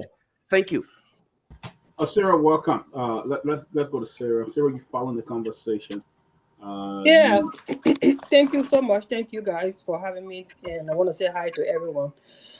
To tell you the truth, when I saw the videos coming out of our country today, it just really. Hi, Asura. How you doing? Can you hear me? Yeah, we can hear you. Okay, hear you. So when I saw the videos coming out of our country today, it really kind of saddens my heart. I don't know, moving forward, what our people gonna do, because the our LJ speaker is determined, along with the executive, to do what they're doing instead of following the rule of law. So, like all of you said, I think the Liberian people really need to stand up. The Liberian people need to stand up. They need to stand up for the rule of law. They need to stand up. If the RLJ speaker is determined to be speaker, all of them need to follow the law. The Supreme Court ruling was very clear. Don't sit here and lie talking about, say, oh, the legal luminary said this and that. No, the legal luminary did not say anything like that. The ruling was clear. The ruling was clear that the setting of the RLJ speaker and the rest of the other people is antivirus or antivirus, whatever the term is. So if you know the definition of that, you should know that their setting is wrong. And they need to go back. If they want to remove the speaker, follow the law. Nobody here arguing how Kofa did this, Kofa didn't do that. Nobody said Kofa is perfect here. We are saying that if they want to do that, let them follow the law. We are tired of lawlessness. Our country is draining in lawlessness. We're tired of it. And their United Battle government came to power, telling us that one of their mantra is a rule of law, the arrest agenda. One of them is rule of law. And since they've come in power, we have not seen anything like that. This is ridiculous. And I hope that the embassy, because I know if it was we are government, but now the embassy is putting up a release. So I hope the embassy and the U.S. government, that we all know is a protector of democracy and the rule of law, we put up a statement with regards to what the Supreme Court said and help to make sure that these people go back to work. I'm sure the embassy is following. Professor Kennedy, I want to ask you this question. I'm sure the embassy is following, but let me say this to Abu. Abu, hold on. No, you're not a guest. Everybody at panelists, give people a chance to talk. Yeah, okay. But yeah, is it? Stop interrupting Abu. Professor Kennedy, Abu, you couldn't name who the speaker brought. You named Manipaka Doma. Manipaka Doma, as I check on the speaker website, if you check it, he's in charge of media communication. So I don't know what you're talking about, who the speaker brought and stuff like that. You know, but Professor Kennedy, I want you to chime in. Why is Liberia of today's World Corruption Day? Why is it that Liberia will not even sanction? Or is it possible that Liberia could be sanctioned? Professor Kennedy, I want you to chime into that. So, one thing real quick. I think your panelist, Abu, needs to realize that the president is the head of the government. Article 50 of the Constitution makes him the head of the government. And you have three branches within that government. So as head of the government, he can show leadership and get involved in anything that puts the people's interest at risk. So to say that the president is not getting involved, that means we're assuming that he's not the head of the government and he lacks the leadership to control the government. In terms of World Sanction Day, here's the thing. The world is changing. And I think that's one of the reasons why Syria fell, because the focus now is going away from some of these. Look, the international community is tired of some of these countries that keep begging for help. Liberia has been through this thing for over 40 years, and they can't seem to get it right. So many African countries. This is why you had economists from Goldman Sachs, Damiza Moya, writing things about dead aid. The former economist from the World Bank, William Easterly, writing things about can Africa survive without aid? The change of administration in America, Donald Trump, he has an America First policy. Y'all know in Donald Trump's first term, he called Africa a shithole country. The second term, he is definitely not going to give a damn about Africa. So Africans need to learn how to govern themselves, how to get things straight. Because if you're relying on people like America to come in and start sanctioning and also start, speaking out about some of these issues, they may do it, but it's not their priority. Donald Trump is America's first priority. We need to get our act straight over in Africa. And the sad thing about it is the term limits for these legislators, it is so long. You can have a joker in there, last 2 terms, and it can be almost a whole generation of young people. Yep. It's absolutely ridiculous. What makes it so bad? The people who can change it are the people who are in there. So it is kind of hard to envision change happening when the legislator who should bring about the change are the same, like reducing their salaries. I hear my brother Robert talk about it all the time. Lofa, you guys talk about it all the time. Who can actually reduce the salaries of these lawmakers? It's the lawmakers through an act, right? Through an actual bill from the House. But they're not going to do it because it doesn't serve their best interest. So Liberians need to get it straight. The next several years with Donald Trump administration, remember now, the first time he came, he tried to cut the State Department. The State Department, you said, falls under the State Department. He tried to cut the State Department budget by 30%. When you look at the Liberia budget, that's almost, I think, almost 15, maybe between 10 to 15% of the budget is based on foreign aid, which is total nonsense. We're basing part of the money we're going to be receiving in our budget on the expectations that donor nations will make that money to us, which is sad. The president needs to show leadership. We have everything we need to make that country better. You have an abundance of sun, but still you're not generating enough electricity. You have an abundance of rain.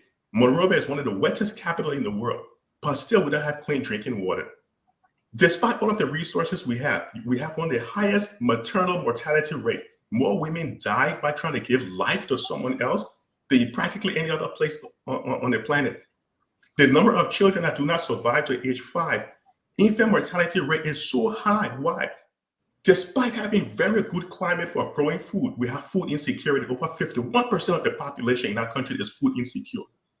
It is an absolute disgrace that we keep hiring very poor leaders every 6 years or so, and the country can't go forward.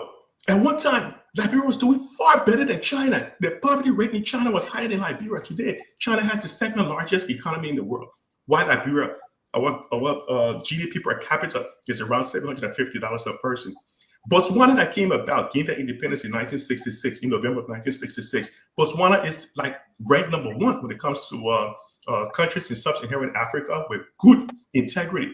Look at Botswana, 58 years old, doing better than a 170-something-year-old country. Why?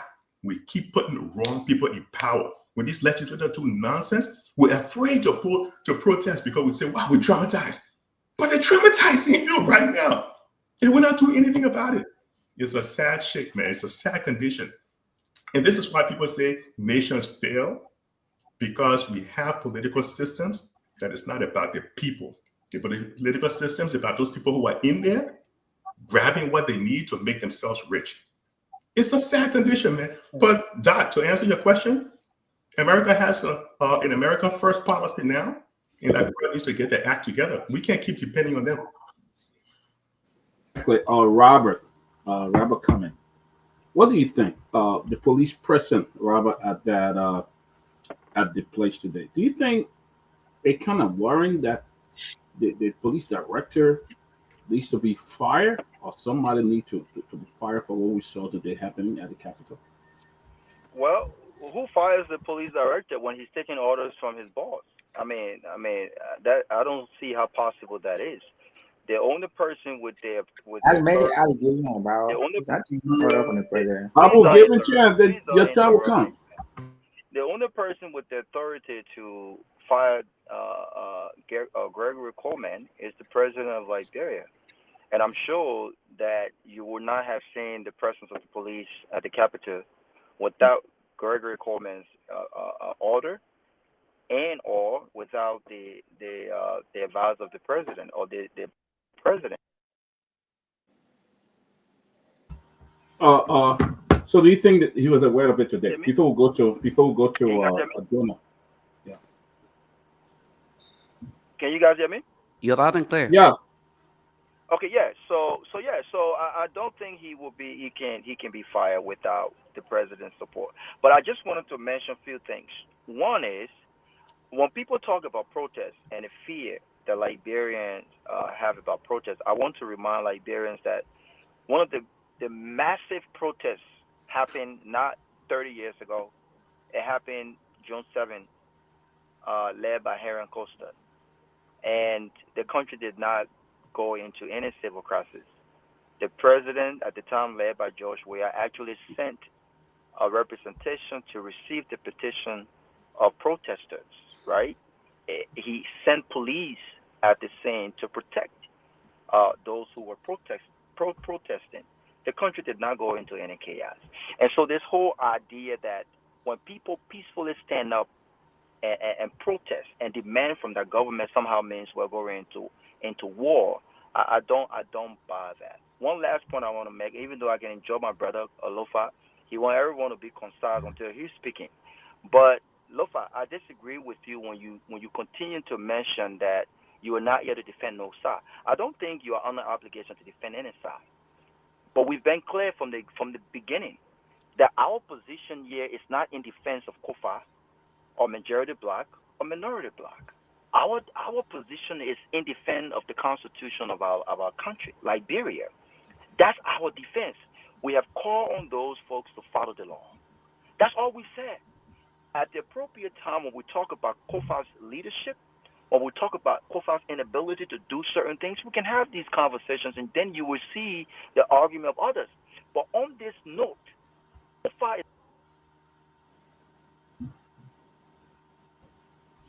Robert, you going out? those folks are going out. You Hey, back? you got a call coming through. You got Yeah, he has me. asked. Ignore he that call. has asked those folks to ensure due process as per the law. I think the Constitution, the ruling of the Supreme Court, re-echoed his request, and these guys who have decided to disregard the rule of law have continued to do what they have continued to do. And I think all decent, well-meaning Liberians should stand up to this. Last but not the least, this president have shown leadership even before he was elected. And I'm glad that this is happening in the faces of Liberians because elections do have consequences. And this is one of the consequences of electing Joseph Boakai. Thank you. Jordan.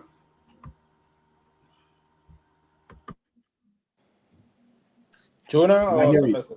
Okay, go ahead, Jonah. Okay. So, I will reiterate what Robert said. You know the stuff. That's just, No. I'm just kidding, man. Just trying to pull you out. Yeah. Sylvester, You have more pressure. I'm trying to give you pressure too. No, I know you are, right, Sylvester. Go ahead. I don't understand sometimes when Lofa says, they are all criminals. As if nobody in Liberia understands that all of these guys are criminals. That has been established. And I always said, even criminals who are in prison, they have their rights. When two prisoners in prison fight, they still find justice to see who is wrong.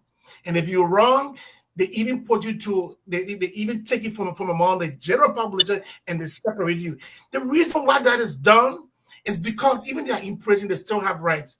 So this issue that all of them are criminals, so we cannot speak for what we see is a clear violation to one's rights.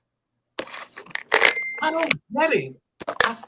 This time I still don't understand it. Because yes, Franti Kufa is a bad guy. But because he's bad, so does that mean that people should come and then take advantage of him? And I said no. And I will argue this anytime, anywhere. Even in as much as I do not like Mr. Boakai.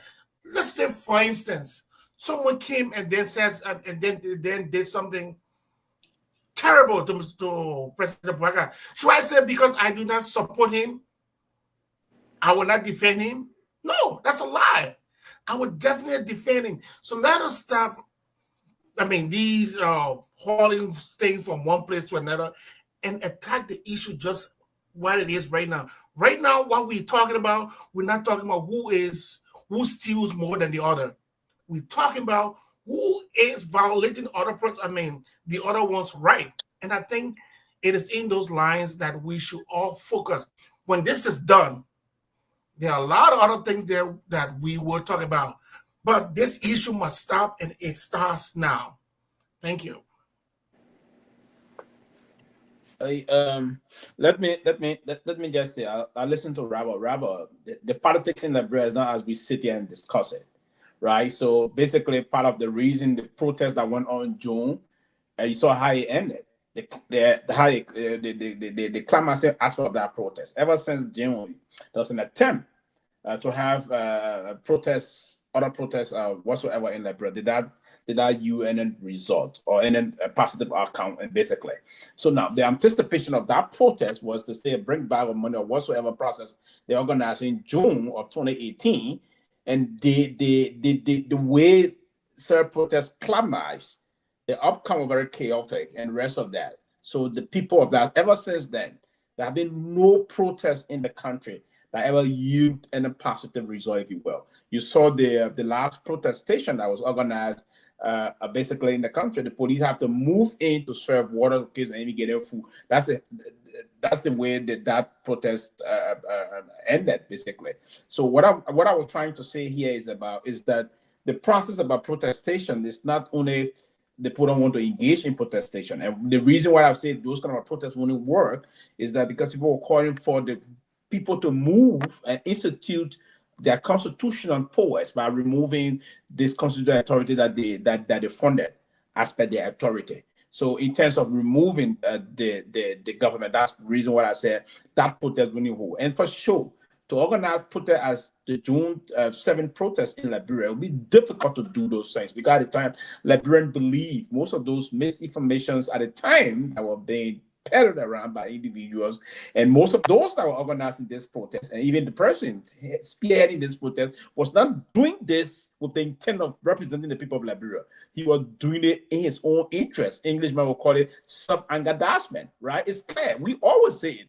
Mr. Costa did not move to do these things because he wanted to do it. He did it because he wanted to catapult himself, project himself very high, and position himself in a way that he can negotiate in a way that he will benefit from whatsoever thing that unfolded. So that's what you saw what happened eventually. The COP, we had an independent COP, this and that thing, and the entire thing just disintegrated. And due to that process, it was due to the kind of a way to organize it again. So for protests to be organized, rather, in a way, man, that will spring out in a way that would prompt a seismic shift in the country democracy, that will have to come from the internalization process of the people own will. They will be triggered by the people themselves to move and do those things. And yet that appetite is not there. For that appetite to come back, something has to trigger, certain things have to trigger the folks to do those things. So that's one of the reasons why I said folks are now willing to move into kind of way to engage in a protest, that because they agree, oh man, Kopo is sitting, or my Yesa, or my own dear mother, Oma Bodu, is sitting somewhere to her shop in Monrovia, in the Johnsonville area. She is more comfortable in going to red light, getting her goose, bringing it to her shop. Where she is now, anything that will distract that plane, that people believe the protestation to come, somehow would move in and break through those areas and all of things. The ordinary people are now waiting to do that. So to anything that will trigger them, it has to be an extraordinary thing that will move the Liberian people to do it. And it has to be soft-moving, soft-determining situation, not about selfish politicians trying to organize something in their own narrow and personal interest. That's how the protest unfolded at the time. For some of us, we understand it, we analyze it. No, for that, it has to be a combination of a lot of factors, and that would spring off from individuals, folks, instead of one person coming to organize something. At the end of the day, there's a motive behind issue. So that's what I was talking about, basically. That's the intent of our country politics, and how other folks meander their way through different sides of issues. And we have to be very mindful and how we analyze the process about these things unfolding in the country. I agree. We all they're frustrated on the act of our statement. Those are men that are elected by the people of our country. If basically they're elected by the people of our country. What we need to do now is collectively rally around them and call on those people to stop the things they are involved with and try to do the work of the Liberian people on a more serious note. So that let me ask a question here. How is this going to end? For me, if I will answer quickly, I think what's going to now if the chaos continue with the kind of chaotic situation, I think this is what will force us to end this process. If the chaos continue on the capital day, now I'm getting information. I just spoke to one of the assistant something for patrol, the Liberia National Police. He said one of them in the office there. They're saying to me that there's a citation from the Liberia National Police now saying beginning tomorrow, and that's what it can look like a ghost town. They're not going to allow only identified individual will be allowed to move around the Capitol building tomorrow. So I don't know what's going to unfold because he listened today to one of the videos. Representative Dixon Sibo said that tomorrow may be very chaotic or the day after. So if that people quickly, if the chaos continue, today you saw blood by. There's another security guard that was hit. Look like, do you have that video? Where the guy bleeding, right? So yeah, if the chaos continue, trust me, we're going to be reaching somewhere because it will prove that the country is ungovernable. Then there's going to be compared to intervene in this process. Trust me, that's what's going to happen. Let me step in because I have a meeting coming up. Go ahead, Professor. It can end in, I would say, maybe one of four ways or multiple ways, right? It would end if, let's say, the current speaker decides to step down, then it could possibly end. Or if the so-called majority bloc decides to give up, it can also end. Or if the president decides to show some leadership and step in and try to bring this whole thing to an end, also a possibility. If the people also decides to go to the Capitol and protest, also a possibility. Diaspora can say, look, you know something? We send 1.2 billion over to you guys in remittances every year. So tell you what, we're not sending any money in remittances until this whole impasse stops because you guys are wasting the people's time. Because if you're not doing the things that needs to be done to bring foreign investments and you're relying on, it will force some action. 1.2 billion the diaspora sent over to that country last year in remittances. The diaspora said, look, we're going to protest too. We're going to protest by not sending anything to that country right now. You'll see how the people will get pissed off and frustrated when it turns out that this money they're receiving is not coming in because of what the legislators are doing. Somebody will take some action. So people don't move or change unless they're feeling some level of pain. It's just human nature. You know, if you tell somebody something, they're not going to take action on it. But if it is reinforced without some type of a punishment, you know, it's the carrot versus stick, right? If you're hitting somebody with a stick, they will take action. But people will not move unless there's some change. So if the diaspora decides to come together and say, look, you know something? We have one of the largest diaspora out here. We're going to perform a protest over the next 1 or 2 weeks. We're not going to make any remittances to that country unless the legislators go back to work and do the people's work. You watch, something will happen. But I want to say this real quick. No foreign investor is going to come to that country. When we sit down on the banking and investment side and we're looking for countries to invest in, we look to see how secure the country is. Right now, as it stands, Liberia is not secure for any foreign investment. So this year is just going to be a complete wash. This whole year for Boycott was just a complete waste because the CBL reports that's going to come out in the first quarter of next year will show that no foreign investments went to that country. The president will not be able to show how many jobs he created. He will not be able to show any significant achievement in his first year. So this whole year will be a complete wash. So now he has another 5 years to go ahead and fool around with the people's business. So I got to go, man. But yeah, Professor, always good to have you. I hope you come back. We miss you. So are you going in order, Peabody, or you just generally allowing everybody? I'm going in order, Lofa. We just had to create some other opportunity for folks. So but let's go back to Abu. I think I want to give Abu the chance right now. Am I allowed to speak? Yes. Yeah, so Lofa. I'm not surprised. Most of the exception being made is induced by personal aggrandizement. The lack of ban, and Please. come again. Ben, let's not do this, man. No. Most of the exception being made here is induced by personal. Nobody The else. learner professor who Ben. did school. Most of the comments being made here by Ben and the professor that just led the show are induced by personal advertisement. Professor Lara Kennedy earlier on expressed an interest to work in Joseph Boga administration. That's not true. That's a lie. It is That's an a great lie. Don't say that. Professor Kennedy has a He wants to very be good minister job. of He's a finance. professor But as well. That's not true. Don't that UP propaganda. Don't bring it here, It's man. my Don't time do to that. speak, Chief. It's my time to speak. Yeah, but don't This- bring no kind of UP This, lie shit. this Don't do that. man expressed an interest in wanting to be minister of finance. We are That's not aware. true. Professor No, Kennedy, it- listen, he will come back on and say it. He listen, he will come back. Pete said, yeah, let Professor Kennedy come and debunk this. Okay. I don't. He was one of the candidates that were, were wanting to be minister of finance. So quickly, the president we know, Joseph Boga, we know, being the head of the government, being the head of the executive, and by our constitution, we have three branches of government, three separate branches of government. The three separate branches of government, all of those branches have our own responsibility. The judiciary is there to interpret law, while the legislature is there to make law, and the executive is there to execute. It is indisputable facts, and nobody can argue that. But quickly, somebody comes here and accuses the president of sponsoring the brutality against minority lawmakers today. I think we have to be clear about things we say here, because there are people who follow in radio land. I remember vividly when the entire saga started, at the time Speaker Kova and the president had gone to Italy on a state function. When a minority black at the time, That's why the they man- plotted. That's what the whole plan was. but people that have to learn now. Have to Go learn. ahead. People from the minority bloc were seeing preventing a certain deputy speaker from entering in a chamber to conduct session.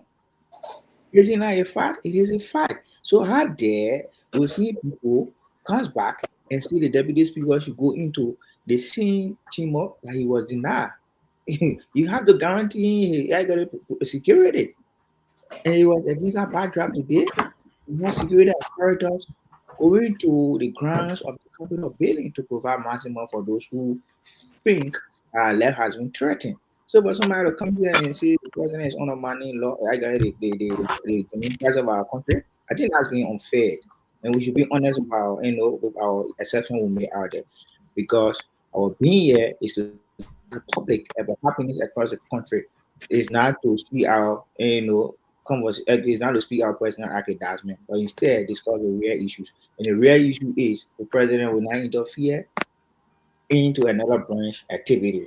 The president remains committed to upholding rule of law, and that is wherever quorum will be conducted, there where folks from the executive will go. And that's what the law says. The law did not say we should go to a side where there is no quorum. Where there is quorum, there where people will go. Go ahead, Lofa. So let me start with Abu, initial statement about Professor Larry's desire to work for the government.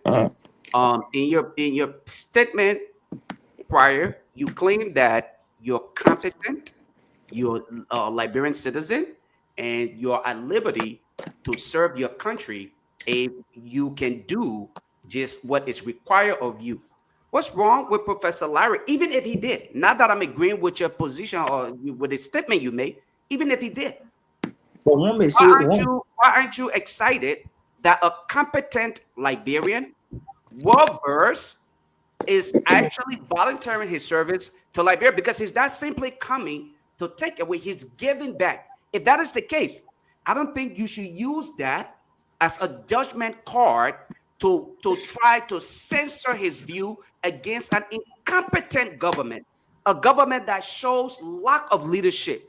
What you should do is reach out and see how you all can solicit his support, his professionalism, so that Liberia, that is literally dying, can benefit from his understanding, his knowledge when it comes to the finance as we speak to things. So for you to come out here and think that using that as a trump card to shame him or to shut him up, just make sure that he's censored. Lofa, It's shameful. we got one of the best financial. I'll allow you to speak. Would you allow me to speak, please? The man who currently, Would you allow me to speak? 30 seconds. 30 seconds. The man who currently give me 30, okay, you can have the 30 seconds. 30 seconds. The man who currently steer the affairs of our fiscal policy, our fiscal arm of the government, he's an integrity icon. This man said he's an integrity icon. Yet and still, you know what?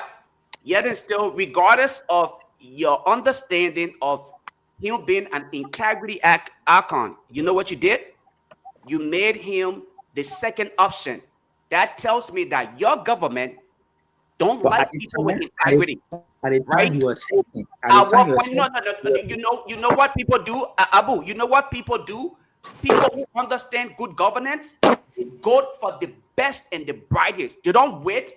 They don't say, "Oh, because you are employed here, so we will not consider bringing you on." They actually go after you. That's what good government would do because they understand governance, not simply to provide jobs for people. And I'm not going to use this to go back and forth, but I'm just telling you, if Professor Kennedy at the time, God had job. We're not even going to make that. Okay. So if Professor Kennedy requested, okay, or he even whatever he did, if you're claiming what you're claiming, you should be grateful that he even considered that. Because I can say to you, he's a competent individual, and I will close. Let me address a couple of things here. My point is, Abu, no, your point is what you're trying to, what you're insinuating. What you're insinuating. Hold on, let me land. Abu, I could talk over you, but I wouldn't do that. Abu, what you're insinuating here is that he's speaking against the government because he did not get what he wanted. That is false. That's what it do. That is false. That is not truth. And if he's competent enough, he should be considered for that position. Let me close on this. I listened to Benjamin and Robert made mention of the fact that I say I am in no position to even regard any of the two sides. In my profession, we consider things in a much more different way. We look at things from we cut off circle.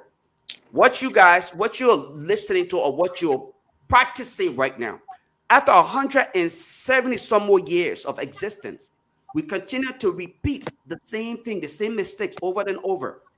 In my profession, you know what we do? We cut off circle, we quarantine, we either recalibrate or re-image. When you have virus in the system, you know what the first thing we do? I tell my techs, I say, tell that person to disconnect that laptop, computer, whatever, from the network so that that virus is on that device itself. Then what we do next, we make sure that either recalibrate or re-image the entire system, get rid of it, and put something new on there.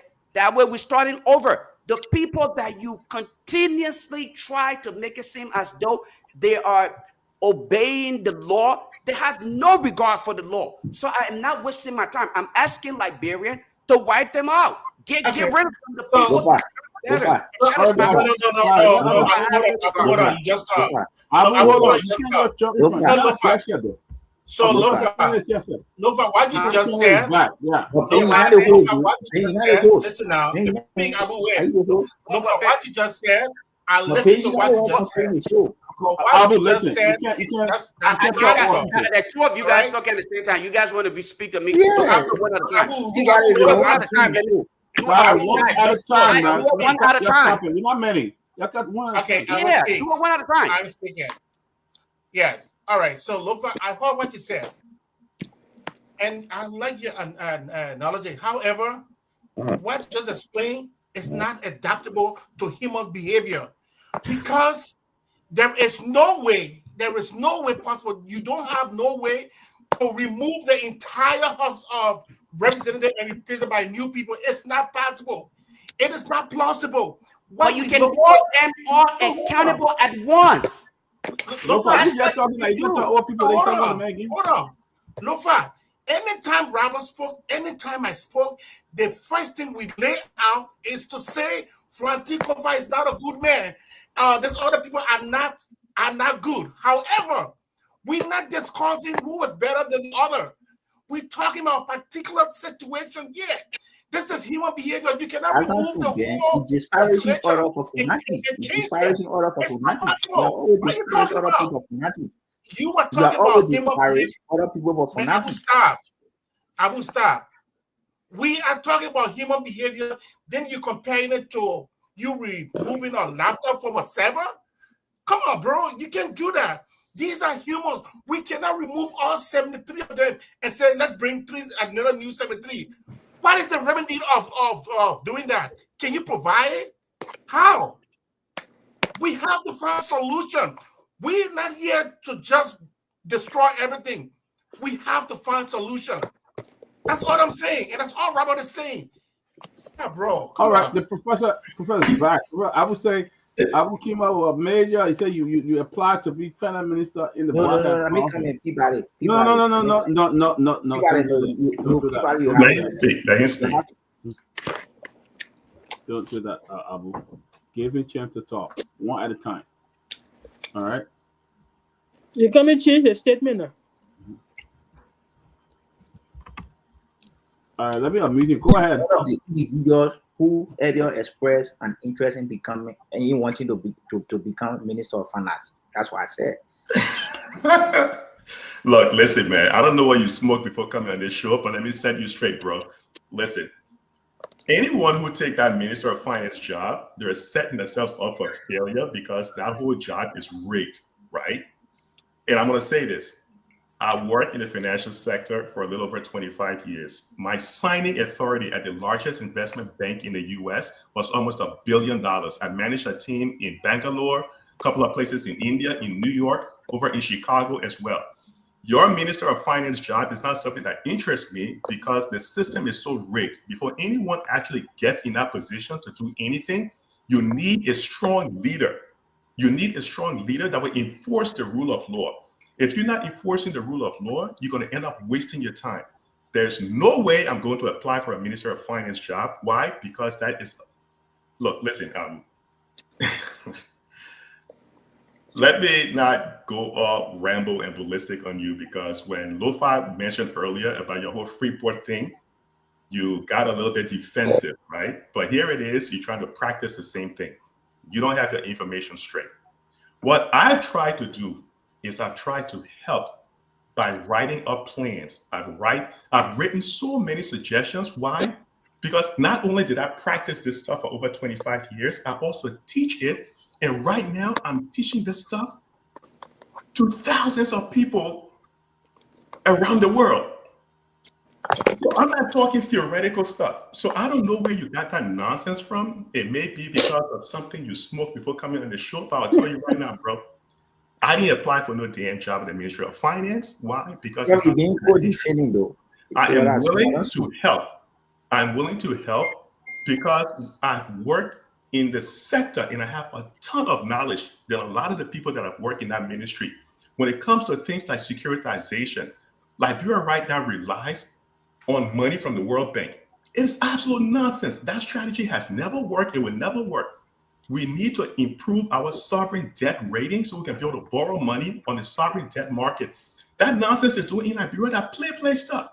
If you want to get at least 100,000 young people employed, you have to think proactively. You have to be innovative.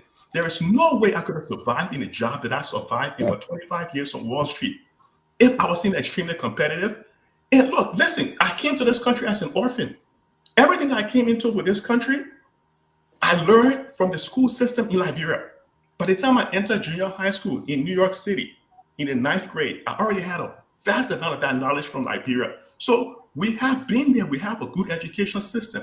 There are dozens of highly educated Liberians in this country, medical doctors, engineers, software developers. But the mindset that you just exhibited is not going to encourage people to want to go back there to help. So when people are seeing that they have to go and kowtow or kiss the president's boots because they need a job, this is what Lofa was trying to correct you on. You should be pursuing people in the diaspora with the experience, because that's what other countries do. They pursue them to come and say, listen, let's help develop the country. My thing that I tried to do was to volunteer to teach. I would be more than happy to come down there, volunteer to teach. I put together programs to come and teach. I don't need a salary from Liberia, bro. So get it straight, Abu. Don't just come here and make wild allegations. You don't know who I am. You don't know my background. If you don't know, you need to ask somebody. Thank you, Professor. Thank you, Professor. Yeah, I mean, you know, that Liberian style of just frankly saying things about people who know. You're not going to do that. You got to stop that. That's how, I mean, you just make a stir on people that you don't know. You talk about the speaker brought somebody to the hold the acadasman. You talk about the speaker. Listen, you talk about Fonati bringing somebody that worked as a media consultant. You have the president traveled to China. He carried a black money guy with him that was holding Liberian passport. Okay, Poto that's in jail now in Japan. This dude had he traveled with the president to China. He had a diplomatic passport. But you can just make a story on people like that, Abu. That's what you guys do. You don't see somebody, you just bring us something to create it. Professor Kenneth have never applied for a job in Liberia. Like the government had reached out to him many times. Even the previous government reached out to him many times. You see? Go ahead. Show the proof. If I apply for a job, show her the letter. We're not going to bring, you know, don't do that. Don't work. Peabody, you're trying to prove folks who believe that this show is anti-government show. The prof came on this show and said that it appeared like a smoke to come on the show. You diminish words against my character, and you did not correct him. And you want me to you also lie on him. You lie on him. Anybody that gets lied on get angry. You lie on him. You tarnish his reputation. What you did to him? You tried to say that's how you got do to bring people down. I mean, no, that's not anti. It got nothing to do with Barker. I guess let's say the fact, but don't make up lies on people. That you people talking about. Do that. You lied on him. This you people talking point is not going to happen. But tell the Liberian people that that's not true. He did. That's not true. He never applied for a job. Is he not a Liberian? You just get a blanket story and bring it out on people. Speak, man. You have to give me a chance. See, all this internet you are using that is like people money. That's why you just stay here for 4, 5, 6 hours. You say that way. You work at a national port authority that took 100,000 were bribing people to go and remove the speaker when that money could have been used for other people. You did it. You see, when you can said it here. That's the reason why. That's the reason why. Don't do that. We love you on the show, but don't bring a lie on people like that. No, but that's being don't lie on people. Sincerity, though, Peabody, to have said that the MPA gave 900,000. Oh, he did. There are a lot of corruption going on at MPA. He had a luxury party there the other day for his birthday. The APN terminal, they are already done contract and signed agreement with those people. Like people don't even know. Are we making an issue about one person? Is that what you're saying? What? Are we making an issue about one person? No, we're not making it about one person. We're just saying the fact here. You see, that's why you're not stating fact. Yeah, but what I'm saying, don't come and make a blanket lie on people. That's bad. Don't say that. You're not somebody may have sent you that lie. Oh, Larry applied for Professor Kennedy applied for a job. He didn't do that. He did. You have never done it. Show the proof. He did. No, let's show the proof. It's not Liberia. A bank can't sit on the show telling me that I'm using like brown people money. Are you serious? Yeah, that's the people money using that. I mean, that's the internet. How are you? I think Abu want to make that show boring. Let's move on. He wants to. I gotta move on the show, but Abu, be careful. I mean, it's still boring.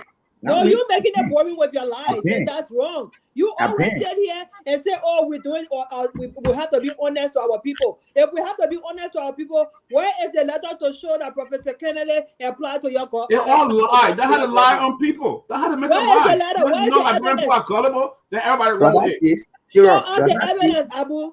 Does Show that us the say? evidence. Does that say you should use demeaning words against me? You use demeaning word on him by tarnishing his What is demeaning reputation. word? You don't know. What is You demeaning tarnish word? his reputation with all facts. How?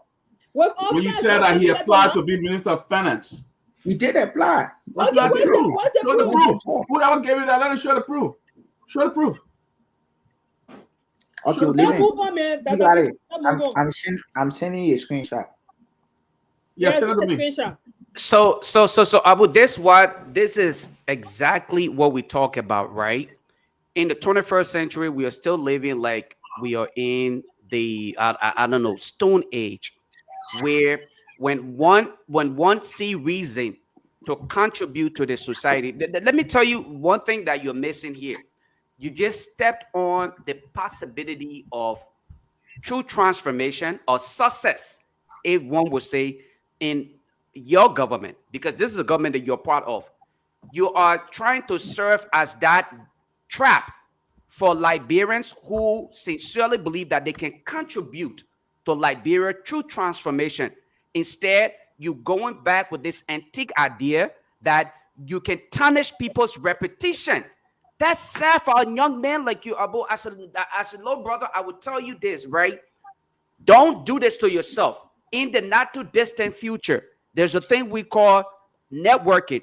You can network with other Liberians and see yourself somewhere else. Don't use this party trick that a lot of you are accustomed to tarnish people's reputation. Because after politics, we must learn to actually network or live together. What you're doing tonight, if you don't have any evidence to what is stated here tonight, you have just painted yourself black. Because if that is the mentality that most of you young people back home, you run that one way, and that's sad, Abu.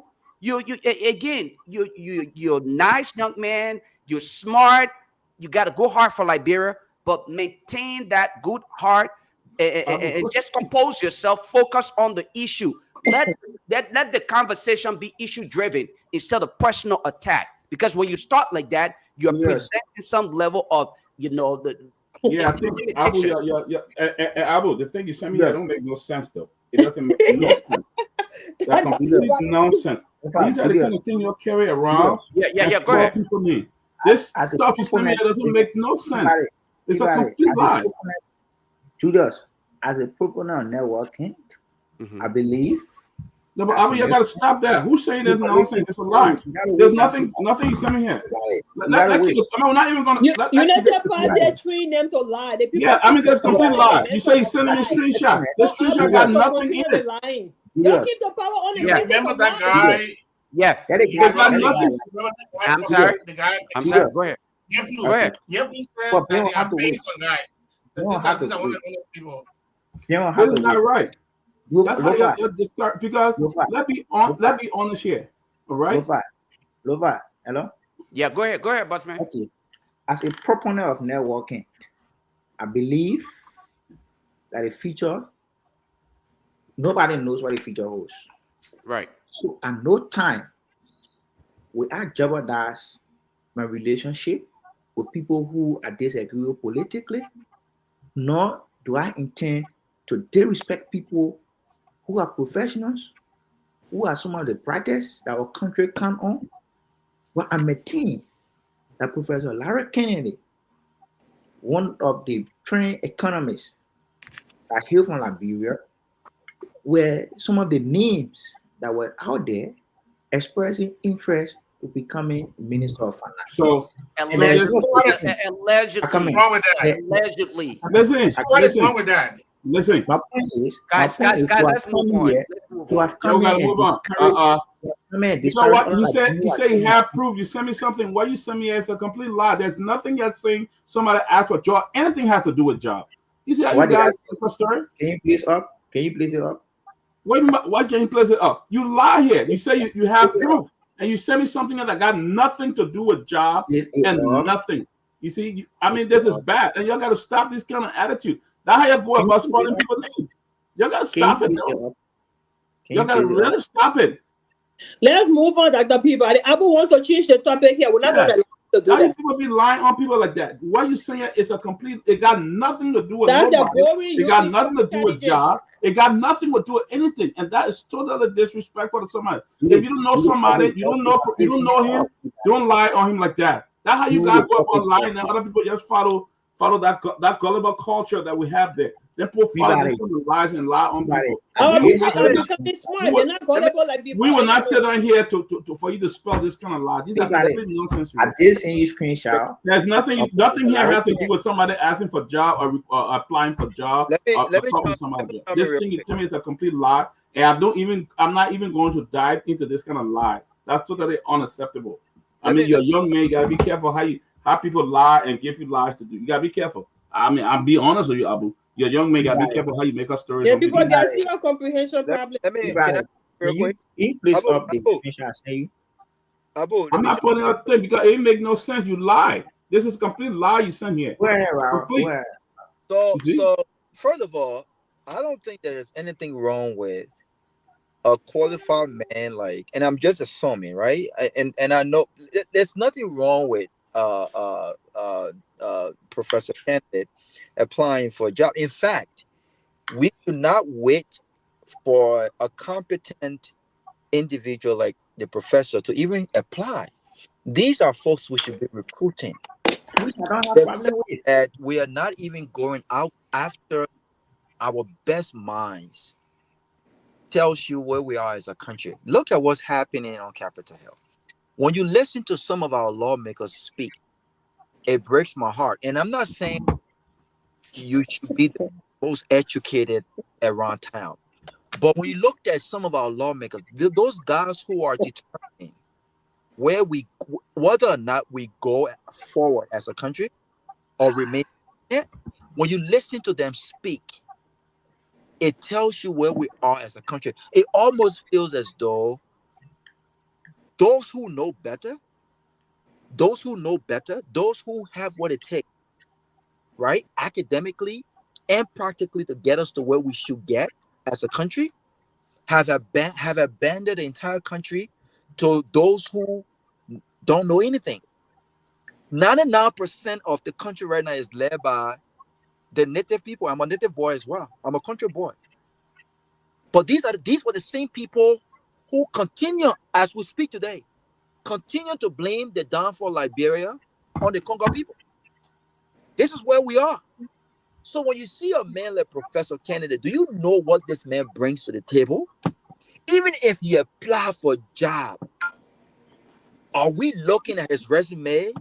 Have we given him, have we vetted, have we even called him for an interview? You should be happy that a man like Professor Kennedy, even if he attempted to apply, you should be happy that a man of his caliber and his qualities would even be interested. But if the information given to you, Abu, is not true, why even push that kind of narrative on a public radio? And you're a smart man. You claim to be smart. I don't think you can make decisions on your own. That's what he's paid to do. Yeah, but what a minute, let me land. I don't think it's fair. I came from a background where isn't Bravo. Allow me. Professor Kennedy disparaged others. He disparaged others. If Professor Kennedy disparaged others, Abu, don't take it upon yourself to intentionally misrepresent your own character. Because how did he even disparage others? Kennedy disparaged others, somehow gave you the right to lie on him. He disparaged others. Right with your own other people are watching. He's an expert. He's an expert. Watching. And you got to make up lies. That's what you guys do. You can't put your own character, your own reputation, your own credibility on the line because you feel as though Professor Kennedy disparaged others. You can't do that to yourself because people will judge Professor Kennedy for his position and what he says on their show. People will also judge you for what you say on the show as well. So even if you disparage others, should not give you the right to put your own credibility online because people are saying, look, we don't have to agree politically, right? But I should be able to take you seriously when you speak on certain issues.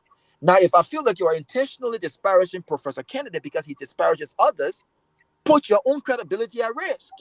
So as young people, as young professionals, it is incumbent upon us to be careful with what we say, and not only to make political points. We should be careful what we say, because what we say is a reflection of our own characters, it's a reflection of our own credibility, and so it's important for us to always stand out and conduct ourselves accordingly. I have no doubt that Professor Kennedy, he's not perfect. None of us are perfect, but I believe, just given what I know about the man, Professor Kennedy is a man of high morals and high qualities. And again, he brings a lot to the table when it comes to what we need at this current moment to move our country forward. But if you didn't apply for a job, just because you heard it, doesn't mean you should echo that. You should do your due diligence, get the facts before you come on public radio to put that kind of stuff out there, my friend, because it says more about you than it says about Professor Kennedy. Look, I'm not even going to dwell on that disrespect. That's very bad. I mean, you guys make up lies and just to get attention of people, and that's being our culture very gullible. People run with those kind of lies and stuff like that, and that was totally unacceptable what you did. You don't have no proof that he applied for the job. The Liberian government, you don't have no proof. He was not pure lie. Professor Kennedy say what I mean. He said exactly what he knows. So because people come here and lie. So Abu, you're saying that because others came here and lie, you're lying too? That's not what I'm saying. That's a justification. Because people come here and lie, so you have the right to lie too. No, I am saying to can I make some intervention, please? I am saying to Peabody. No, y'all will not respond for 2 minutes, please. It's just fair. I am saying to Peabody, Representative Koruba comes on the show and throw out lies without backing it with substantial facts. But we ask you. He says nothing about it. So you're replicating the same thing. He says nothing about it. What I said to Professor Kennedy, and I'm going to repeat. Let a man learn, I beg you. Yeah, but we're not going to dwell on this. No, just give him 1 minute. What I said to Professor Kennedy, for those that were not here, let me repeat what I said. I said there has been speculation. No. That you were one of the Kennedys. No, you're lying. Did they say speculation? You didn't say speculation. Include the word speculation. I can play it. I can rewind. You did not say speculation. You said Professor Kennedy is one of those who actually asked or applied for the finance position. You did not mention the word speculation. You did not mention the word speculation. If you want me to, I will go. I can play it for you. Yeah, I can go in it back and play it right now. If you want me, I can do it himself. He said he corrected himself. Okay. Yeah, but I will say here that it was very disrespectful to him. No, I'm sorry. I couldn't hear you when you were saying. I would say that it was very disrespectful to the professor. He have never been in that mood before. That lie was you lied. Professor Kennedy have never been in that mood. Yeah, he really. That he was very upset and mad about what you said. I think you need. How does that amount of disrespect, people? You need to apologize because you do not have any fact. You lie here. You said, "Oh, he was one of those who applied." Now you say it was speculation, and you send me something here, which is another lie that you send me that have nothing to do with job. That have nothing to do with. To show he was not speculating, that's why he sent you something. Because there has nothing to do with job on it. There has nothing to do with job. So when you speculate, it means you're not sure. So why would you be sending people to something you knowing that you're not sure of it? Yeah, he lied. It's complete lie. I'm not calling that nonsense. It got nothing to do with job. You cannot speculate and say something. No, this is not right. You just want to make a blanket lies on people like that. I will not accept that. I will not. Let me progress, guys. Go ahead, Sylvester. Let me say that John Comber, there's a lay down procedure in terms of people moving off a job and the rest of that. So I thought if people don't speculate on this kind of a thing, especially when it border on people high-end reputation and the rest of that. Yes. Right? That is a very professional and well-accomplished person. He's a consummate professional. Yes. And I emphasize the word consummate because there will be time we all will disagree to agree, but you give the accolade to those that deserve it. He's a consummate and a very accomplished and well-rounded professional that I don't think we want to be doing this kind of a thing. I don't understand the politics on that when the heat is on and people want to be showing how to call it other petty accusation or to believe that you want to hit somebody, but no, that's not the way to do it. Especially there are certain caliber of elements when you're dealing with them, you have to come with high degree of respectability and the rest of that. I understand the weight of how we move to believing issues back home in the country. We go to trivialities beyond those kind of a thing, and we try. There's a lot of deep nuance into those things, but I think sometimes let disengage or desist from those kind of tendencies that will impute on other people's reputation instead of coming to the substance of the issues, because that's the line of it, right? So sometimes you go to the substance of the issues and don't let the politicians. Pewee, let me say, my little brother had a misstep. We move forward. It was a misstep. He acknowledged. Let's move on. Let's move on. It was a misstep. He misspoke. But probably the professor said, let's move on. Let's move on. It's okay. I will learn from his mistake now. Did the professor say, I don't know what Abu smoked? The professor must have been ready now. What? Yeah, you know what? Yeah, you told me that I smoked. Yeah, I was out there on the phone, so I didn't follow. Yeah, I said, you said, I don't know what you smoked before you came on. Yeah, he was bad. I don't. Yo, that New York came out of here. That New York came out of here real bad. Yeah, that's how it, right, Raul? Yeah. All right, guys. The New York Bronx came out of here. The professor anticipated these things. Smoking. Don't do that. Dealing with radical corporate, they begin again, thin your skin. So your skin not there. Yeah, but that's not. I don't think that's okay. I think he owed the professional. I think he owed the professional apology. It's in a minute to lie. All right, guys, yeah, move on. Come on, leave the man alone. We got 30 more minutes, guys. Let's move on. Tomorrow, the guys are going to go back to the Capitol building. Tomorrow. And I expect more violence. I don't know. Maybe the executive with a 5 or 20-man police will go block the place again for the majority block. No, we got 4,000 police right now. We got 4,000 here for the whole country. They were saying 200. The NTA has announced the reopening of several crucial routes. But man, listen. You don't even got road. You are talking about the MTA situation. I will stop this. There's a thing we've been having MTA be moving to begin more than 10 years ago. It's not a new thing you're doing. That's MTA be going Buchanan, Lofa, Banga, Ganta. But no bosses. Under the Weir administration, MTA went. I come in 1 minute.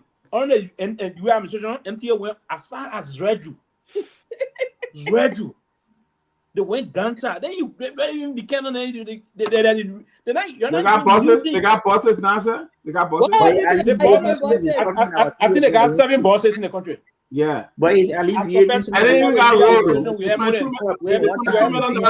missing. The money missing. 22 million. They say buses. Nothing MTA that I play there for more FIFA. They can't charge. They want to have the capital building. I grew up in Sioux Factory, right? We should go play football. They way back. Like it didn't happen there now. So they go practice. Nothing happening, Abu. Pewee, I think that's been here to. God, let's go back to the topic tomorrow. They may trying to destroy Oba. Right? What was come on. We'll take some calls though. You better come on. Peabody, can I say this? I don't want any chaos. I don't want. Can we? And I should say what was interesting though, Aaron, is you said we had a mistake from the system. Somebody need a mute. We speak. Somebody got a mute. To the judge and to. For me, I don't want any chaos, Dr. Peabody. But like the professor said earlier, and I agree with him, we are creating an environment for chaos. And but here's what I would say to the speaker. I keep hearing people saying there's 2 speakers in the country. No, there's 1 speaker, as far as I'm concerned. And to Fanati Kofa, he must not resign. Fanati Kofa will not resign. I think if Fanatikofa resigned and gave in to this at this point, I think this will be the beginning of the end to his political career, because I will speak up against him too. I think that Fanatikofa should fight on, because what's going to happen over the next few days will be people who have supported him cautioning him to just resign in the interest of peace and the interest of the country. No, but we cannot continue this nonsense where when people break the law and people blatantly violate rules and procedures, and we give into them because we want peace. No, they should be held accountable for it. If the speaker must be removed, the speaker must be removed the right way. And the right way is through the law. And so if it left with me, this will continue. Let this continue on. The police have got to be careful. So when you ask the question how this ends, there's only one way this could possibly end. And that way is let those buckers go to the main chambers, put the resolution through plenary, allow the speaker due process. He will recuse himself and let the process play out as per the Constitution and their own rules. This is the only way they should end. Any other way that forces or pressure the speaker to resign, I think will set the wrong precedent. And so, Mr. Speaker, I may not support this speaker. I'm not a big fan of him when it comes to his leadership. I've said it. I don't think he stood up enough. And perhaps had he stood up to this government, he probably would not be in the space he's in right now. But that's a whole different conversation. The speaker must fight on. He is on the right side of the law. We support him. The law supports him. And it must end the right way. We must once and for all bring an end to this unconstitutional, this lawlessness in the country as it relates to people who should be an exemplary of the law. I think this is the only way it ends. He must fight on. And let's see if they have the power to take his vehicles. Let's see if they have the power to take away his security as speaker. Let's see if they have the power to debate the budget, send it to the Senate, and let's see if the Senate will move on with that. I don't think that will happen. Let's see how it happens. But he must fight on to the very, very end. If the country should shut down, let the damn country shut down. So in my view, Dr. Peabody, this is plain. It's plain and simple. Okay, this is going to end the way those lawbreakers have already designed how they want it to end. This is no direct point. I mentioned this at the very genesis of this whole conversation about what is happening. I told you that this entire deal is the law is so vague, the rules are so vague to the extent that even the Supreme Court is not courageous enough to give us a sense of direction. You would think that, considering that you and I don't see any legal practitioner on here, we can interpret what is written based on our understanding. But that is why in every society you have various professions, right? You have people who serve as lawyers, nurses, doctors, engineers, and so forth. You would expect that in the capacity of the Supreme Court, they would have been clear in their verdict if there was one, or in their opinion, because the Supreme Court only provides opinion, but it would have been clear as to where they stand so that the lawman like myself, who is not an expert at that subject matter, will have an understanding and be able to look at the perpetrators in a specific way. Unfortunately, you know what they did? They left it so vague that you and I will have to sit here going back and forth. And I told you this from the get-go. It was gonna be just as it is today, because those who we expect to play that role of leaders are spineless and they have no desire to lead. Leader must understand this is, unfortunately, we will come right back here at the end of all of this and we will say, well, Liberia must move on. Liberia must progress. And those who find themselves to be perpetrators of, heinous acts or just disregard to the law will end up victorious in its process. So again, I would say to you, it will end up landing in the hands of the bad people or the good people, however they want to term themselves. I'm not going to classify any group as good or bad because, in my view, they are all the same and nothing changed about a single one of them going forward until they change their behavior and work in the interest of the masses. They all are the same. Nothing changed. Thank you. Okay. Anyway, let's I go to have Sarah. a different Sarah. view.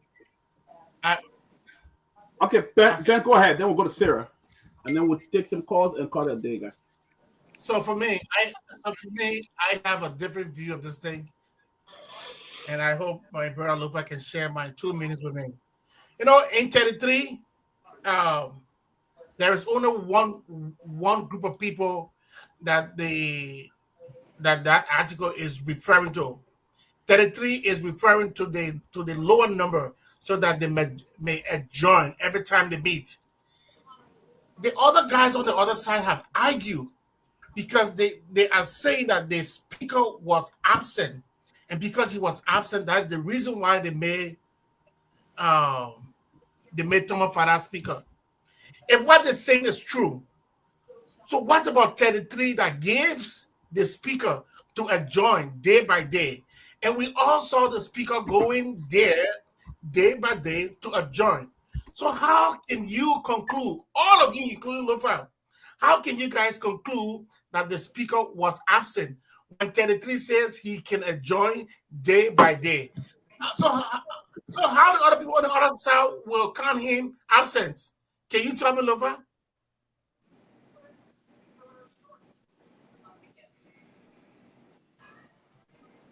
I rest my case. I'm giving you the pick. This is not a debate between you and I. Again, No. I was asking. I will tell you, Ben. If you want to make this a conversation, because there are others on here, that's why I kept silent. Yeah, other than talk. But if you want Lofa to answer a question, Lofa can answer his question.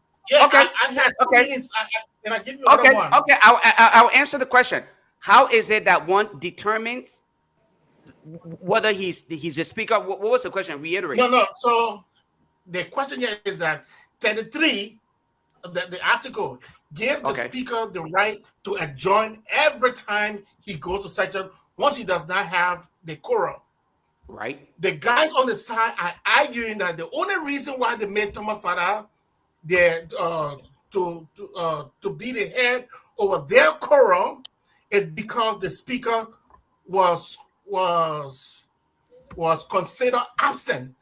So I'm asking you, if the speaker was doing what was mandated by him, by the Constitution, to go and then adjourn every day, how does he become absent?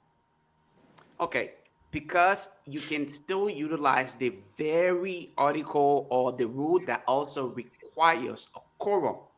Okay, you're trying to put me in a position where I have to defend the action here, and I try to help people understand this thing here. Here's the thing, Ben. Here is the thing: the quorum that is referenced is the majority block. In the absence of the speaker, regardless of his physical. That's why I didn't want to answer. That's why I sat quietly. If you allow me, again, that's the reason why in his absence, because the majority bloc at the time carried the quorum. They can conduct business where you have the rule that is mentioning, okay, the speaker's ability to adjourn. It clearly states that he can adjourn, but beyond that, does it give him any power other than having to have the question? How is he absent if he's working? Ben, if you are speaking of work, is it your physical presence, your virtual ability to contribute? There are so many ways. Benjamin, you answer your own question since you want to answer the question as compared to give you some kind of sound or logical reasoning. to what is happening here. I'm not a legal practitioner. I'm not going to pretend to be one. Okay? Because there are two different things here. One can play smart and be smart. Okay? But you can actually show where you really stand. I'm telling you, coming from a layman stand or position, where they are viewing and holding him, you can honestly look at it and say, okay, they may have a position, but who is it? Who is actually clothed with the responsibility to adequately interpret what is happening here? It's the Supreme Court or our legal practitioner. If you are to listen to both sides of the token, you will hear some lawyers are saying the majority bloc are correct in their action, and some are also arguing that they are wrong. The only person, have heard this piece of evidence I just provided. This evidence so that I Ben, just let me help you. Let me help you because Lofa is wrong. I want other guys to comment though. I want others to comment. Give me 30 seconds, please. Just 30 seconds. Yeah, I want other guys to comment because we can. The Supreme Court said where you are sitting, your actions have violated the Constitution. They are wrong. You can't get any clearer than that. So where else? Robert. The Supreme Court did not signal a specific group of people. They were very ambiguous in their statement. They were vague. They did not. It is upon us to identify which group. Which group went outside? Which group went outside the city? If that is the argument you want to make, that is the argument you want to make. Which group actually stopped? Okay, Robert. Let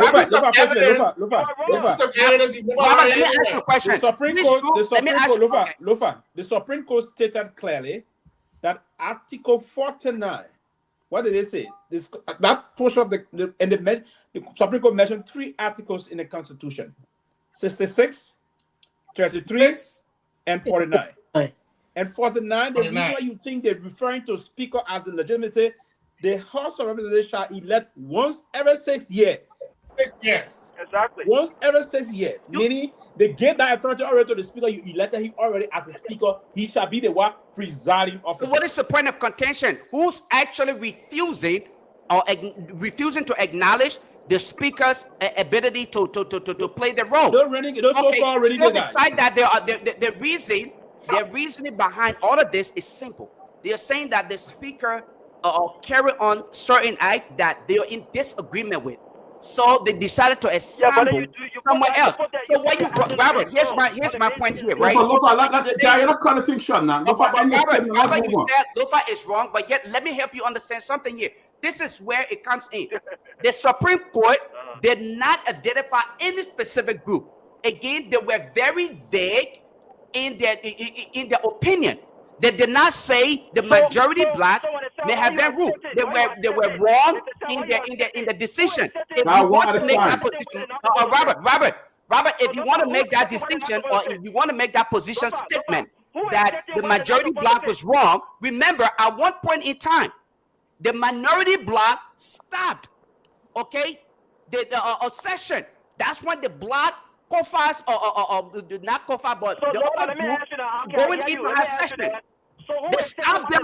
They stopped them. So that in itself. Nobody hearing you guys. You guys just that was unconstitutional, Robert. Nobody hear you. You just talking one person talk at a time. Yeah. So I agree with you. So let me ask you this question. Okay, Ben, they finally went. We'll get the city Ben jump on it. But who brought me on?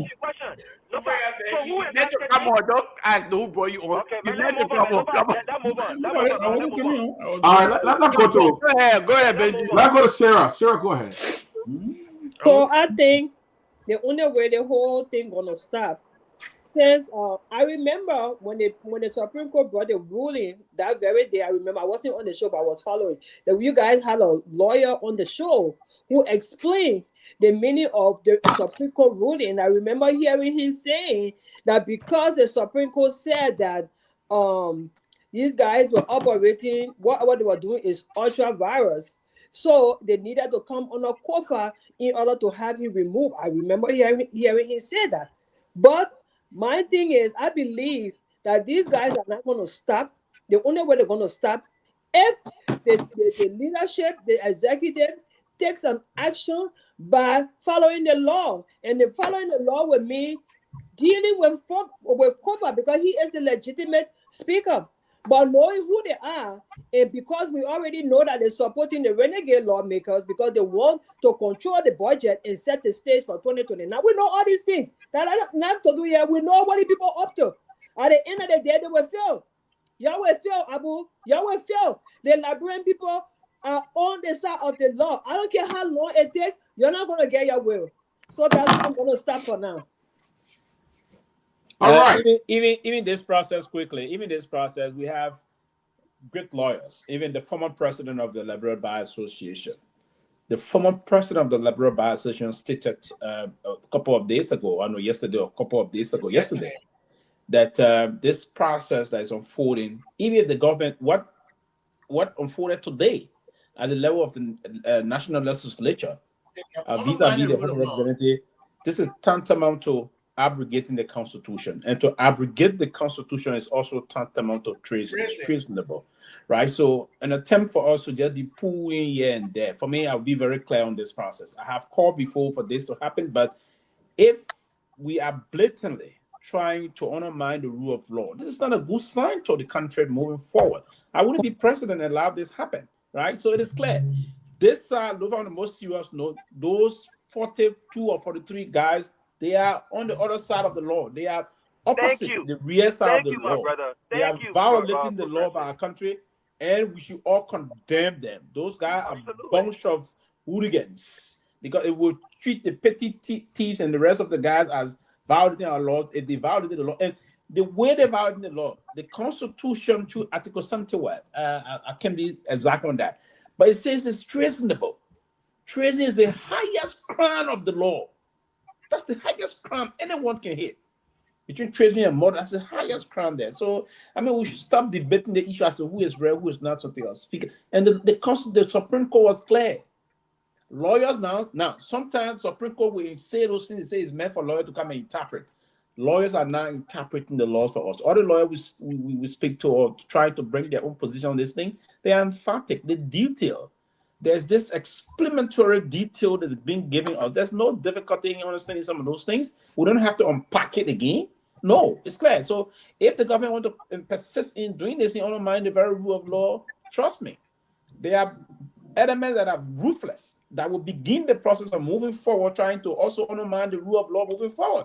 Definitely, you're going to start seeing something in our country. People say they'll send me an example from what is happening. But I mean, if that way the country will continue, trust me, you're going to continue this way, and it will expose some things. A lot of development will not happen. This, and if they're not mindful, if they think move into the lawmakers should be taking their break in the next 1 or 2 weeks. And when they take this break, they should be coming back. And I was just talking to my former boss. His concern is that the judge should be taking their break, right, in the next 1 to 2 weeks. His concern is nothing is going to happen between now and January if they were to come January. And he spoke to me, and he's not afraid. He spoke to me as former foreign minister of the country. The danger of the international community withdrawing from us. There's a serious problem here in terms of as well the budget support in other situations. So I mean, they have to put their acts together and see how they can do some things and move on. Because the Liberia Senate is not going to concur with those guys. They will not. They will not. The Liberia Senate will not do it. They're not going to do it. And that's why we're going to have some serious problem in the government. But Myean, Pewee, Myean, there are folks on the Liberian Senate that are supporting these guys. There are folks on the Liberian Senate that are supporting these guys. So bulk of the I know this, but bulk of the senators will not support. The folks that are supporting the guys, not plenty. That Prince Moy, the vice president, that the people are supporting your guys. Prince Moy and a few other people.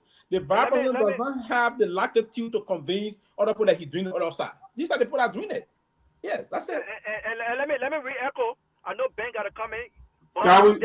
We just got 12 minutes to go. So we got 12 minutes to go. 12 minutes. Ben, since you just come and chime in. Let Ben chime in. Well, finish your talk, and then Ben come in. I will protect the chairman. Let the chairman chime in. I won't get the chairman to talk. Finish, y'all. I don't know why Lofa just brought me home quick. No, what I was going to say, chairman, is that you know what, Sylvester, I gotta commend you. Now you are speaking the way I know you to be speaking, my brother. You are on the red side. You are on the red side as a neo-progressive. You are on the Neo-progressive. But Pewee got five. Substantiate that. You are on the red side of history. But I can guarantee you, I will not say much. The Senate will not concur with the announcement that's happening. They will not concur with that. And this is when I'm waiting for them to concur. I'm waiting to see what loudmouth Dylan position on this issue. I'm waiting for that. I don't think they will concur with them, but the Supreme Court, I think, was clear. If the Supreme Court said you don't belong over here where you are sitting is dangerous, it's very clear that you need to remove from there. So I think that ruling was very specific, and those guys have just disregarded that ruling. Thank you. Thank you. I didn't mean to jump in too late. I started following the show a little late. But let me say, and I caught the show when Lofa and Ben, what Ben name again today? Nurse Ben, high blood pressure. Anyway, high blood pressure. Yeah, Ben always got different names. But I caught the show and I heard Lofa saying that, the Supreme Court. By the way, the ruling came out today, so I will ask Lofa to read the ruling. I have the full ruling. I think everybody should have it. I don't know if you guys have it, which is because what came out, what day did it come out? Last week, right? What came out last week was last Thursday. Yes, was the judgment. The ruling is more detailed. The ruling explains the rationale behind the judgment. So I will urge Lofa to read the ruling because the only people who are saying that this thing is vague are people who want to believe that it's vague because the Supreme Court could not have been clearer. When even the issue about we sitting, because I heard Lofa saying something about we sitting, the Supreme Court was talking about. There's only one group that has been purporting to be sitting. There's only one group that has been purporting to be sitting. Every time, because the speaker has not had quorum, the minority have not been sitting. So there's only one group here that has been purported to be sitting. They're the only people who have been going into the joint chambers and saying they're having session. And so they were the ones that the Supreme Court were talking about. Because if you read the headline of the ruling, it clearly says some actions of some members of the national legislature. It doesn't generalize it. So I'm just trying to provide some clarity here because the ruling is as clear as daylight. But because of politics, because we know what is happening, because we understand that this is a whole scheme to get to allow certain things to happen. That's why I thought to do. So I'm glad he's back. There's only one group, Lofa, that has been purporting to be sitting. Nobody else. The COFA group has not had any session, none whatsoever, because they have not been able to meet quorum. So there's been no sitting from the minority.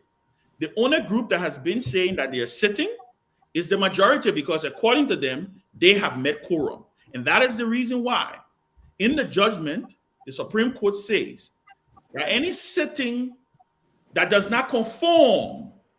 Sittings and actions, please. Sitting and actions, thank you very much. That does not conform to the articles of the Constitution is ultra vires. So I don't think there is, and I can tell you what's happening. Right now, there are negotiations going on. Trust me, this is not good. What happened today, you got a lot of people who are making bluster and talking. It made the country look horrible today. It made the government look horrible today. When you have police officers, there are people arguing, oh yeah, the police could have gone there. What the police pretty much did today was to become a party to this problem. When you have police officers beating on sitting lawmakers, cutting off the light, and only time you see police officers escorting functionaries of the executive, they have decided. I saw the Ministry of Finance Facebook page today talking about how they started budget hearings. The executive is clearly now a party in this thing. So I know there are some conversations happening in the background at the level of the presidency because they're trying to figure out a middle ground. right? But I think the continuous message that people keep on putting out there is that this has to stop at some point. And I know I've been speaking with folks from the speaker's camp. He has no intention of resigning, none whatsoever. Have you spoken to the speaker himself? His argument remains the same. The speakership that I'm a pa will it to me, but I was duly elected, and there are processes in how you can remove me. If you meet your 49, like Kehleboe Gongloe said today earlier on OKFM, you may not have your 49 right now. Maybe you will get it in 2 weeks. So get your 49, go through the process, and you want to remove him, you should remove him. So I just thought to kind of chime in on that, but I thought it was a fascinating conversation. But but we're in interesting times in our country. And like Pewee said, there are ripple effects that these things can have. When you look around the world, when you look around the region, you see other countries thriving. You see them trying. Not that they don't have confusion, but people try their best to kind of follow the conform. And I will end on this note with one last thing. I was talking to somebody today, and they brought up Kabina Janin. And I told them, Benjamin Sanvee, publicly chastised the CDC government for the removal of Kabina Janin. But let me tell you the difference, though. It was done in the law. As much as I disagree with CDC, as much as I disagree with with what happened with the removal and the impeachment of Janet, they went through an impeachment. George Weah didn't wake up one morning and say, I don't want Kabina on that bench, and we appoint a new justice. No, that's not what happened. An impeachment bill was raised in the lower house. A trial was held in the Liberian Senate, presided over by the Chief Justice. A conviction was gathered, meaning a majority of the senators who were serving as the jurors voted to convict Kabina Janin on one of the counts and acquitted him on all of the other counts. And because he got convicted on one count, he had to vacate the Supreme Court. So even that process that we disagree with and we criticize, it was done according to law. That is the crux of this matter. This matter is not about Kofa. Kofa Pa didn't will him the speakership. I think what has happened is that people has finally said the time has come for us to do things within the confines of what the law says it should be done. I'll rest for that. Thank you. Long live the chairman. Long live the chairman. Guys, we got about four more minutes. I want to give Abu at least one of those minutes, and Sarah, and then I think we'll end on that note for the night, because we should have taken calls, but I think we almost are. The guys have already left studio. We no more. Take call though. Huh? No, the studio night. The studio already gone for the night. So yeah, that's for the night. So let me announce again, guys. We still solicit your support. But when are we doing this rally for those guys? We'll do it on Thursday. This Thursday.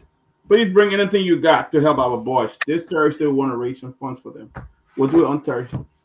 So let's do Abu Gaya 1 minute, Sarah, and then let's end here. Yeah, as always, it's good being here. I think we should bring sense to the disco instead of personal aggrandizement. The essence of this show is to inform our people regarding unfoldings across our country. That's by our alignment, we owe it to our country.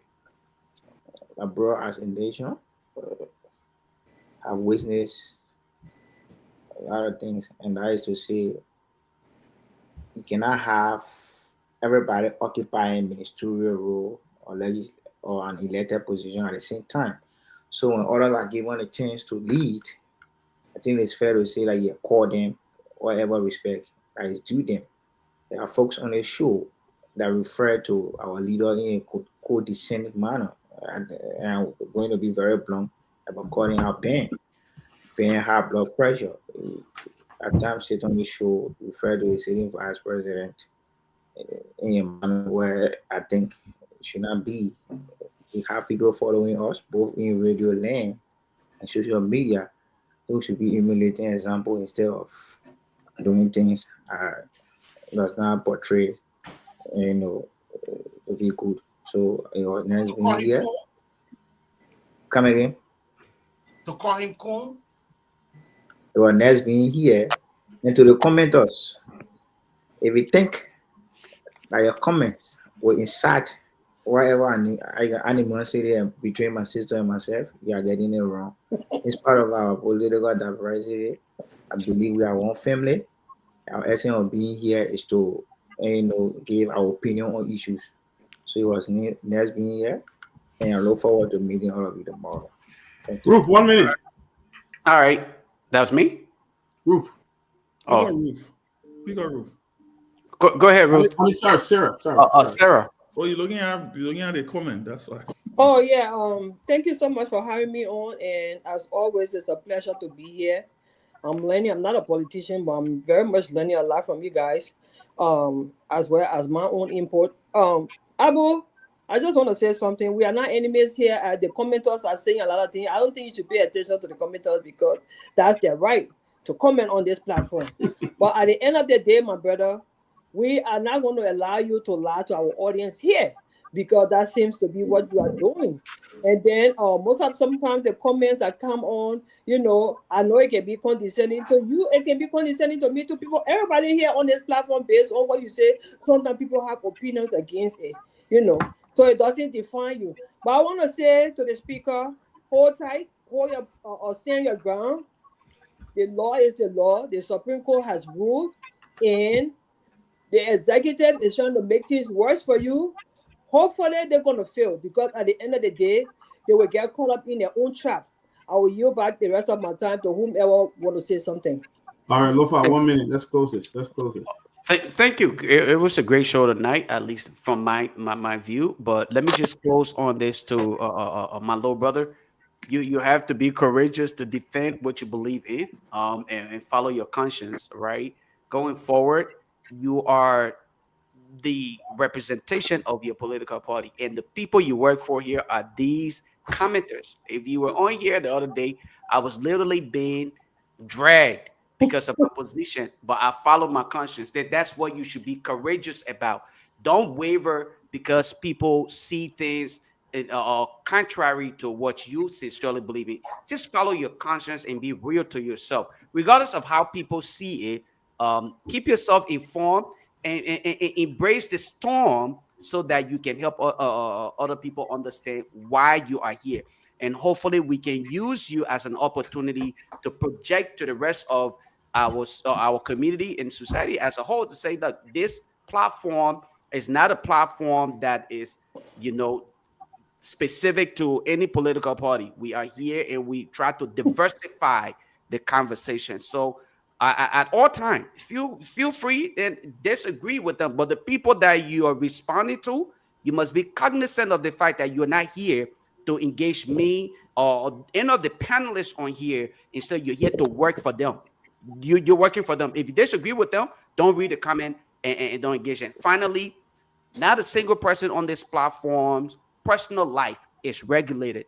So my presence on here as a panelist on the closing argument is one thing. But when I'm on my Lofa Julius page, I am at liberty to say what I want to say and how I want to say it. When I'm on across Africa, where I have reporters, I can say and do what I want to do. But on the closing argument, we try to fine-tune our narrative and keep it friendly to our audience, and that's how we need to do. We cannot restrict anybody how to conduct themselves outside of the platform, but the audience can hold them accountable for their activities outside of the closing argument, and that's where we stand. But it was a great show tonight. Great to be back on here. Hopefully we maintain the level of just being patriotic. Thank you. Who haven't spoken? Sylvester. Oh yeah, that's me. Ben. Yeah. Yeah. All I can say, the guys. No, all I can say, the guys out there stand fast. We will send money. All right, we will send money when money needs to be sent. We will send money. So stand fast, fight hard. This is for democracy. We will support you. What you saying was spend money? I think I'm saying some money. Was spend money. My man. Oh, man, Ellen Johnson said 10,000. You be a president 2 times. You say 10,000 too? I'm big here. So guys, you're gonna fight. We will be there with you, and you're fighting for the right reason. But my younger brother Abu, I'm bringing a company to Liberia. I'll make you the managing director. Okay? Thank you. Let me say this quickly. The law is the law. We should live to respect the Constitution. The reason why we left from look at two and then look at two, or how to call the website war in Butuo. We don't want to start another Butuo in another county or whatsoever, or we don't want to start another Butuo at the capital building. So the law is the law. Respect the law, and then move back to the process. That's why we selected political or electoral contestation via the process of democracy. And the plurality of our people have spoken. And we have to respect the decision coming from those elements and maintain the democracy. The democratization is on course, and we should not allow anyone to tap off it. Abu, I'm trying looking here. I'm not seeing what need using on Facebook so I can go. And then Abu Kamara. Abu S. Kamara. No, the man in Baga defender. I don't know if you. I don't know who got somebody's offended. I'll call you my little brother. If you offended too, I take it back. Okay. Look for a number. All right, guys. I beg you, bro. Go ahead. 1 minute, Ben. 1 minute, Ben. We gotta go. Who, me? Jonah already spoke, right? Jonah spoke, yeah. Yeah, okay, I'm done. So, guys, I think that's it. I think that's it. What I would say is, what I gotta say, guys, Speaker Kofa. I want my messing up page now. Speaker Kofa is not going anywhere. He will stay there. He will remain the speaker. It's time for our do-nothing president who sit there and have never had one press conference in a whole year. Have not even addressed the nation. He won't address the nation when it comes to the State of the Union address. That's all he does. And just going from visiting bereaved people. That's what he's doing now. Everybody that died, he show up there. He go pay. I thought that meant I had deacon. So, Speaker Kofa, do not be carried away by our do-nothing president. Stand your ground. Let's see it to the end. Is he a deacon? The law is the law. He's still a deacon, but you do nothing. Deacon in the Baptist church. You do nothing. I'm sure why he can be anything high on the man. He's a do-nothing president. Had no press conference. The new speed now, everybody died. Show already to the house. Let me play Abu Roa a little bit. Maybe Peabody won the president role as deacon. So he tried to. Okay.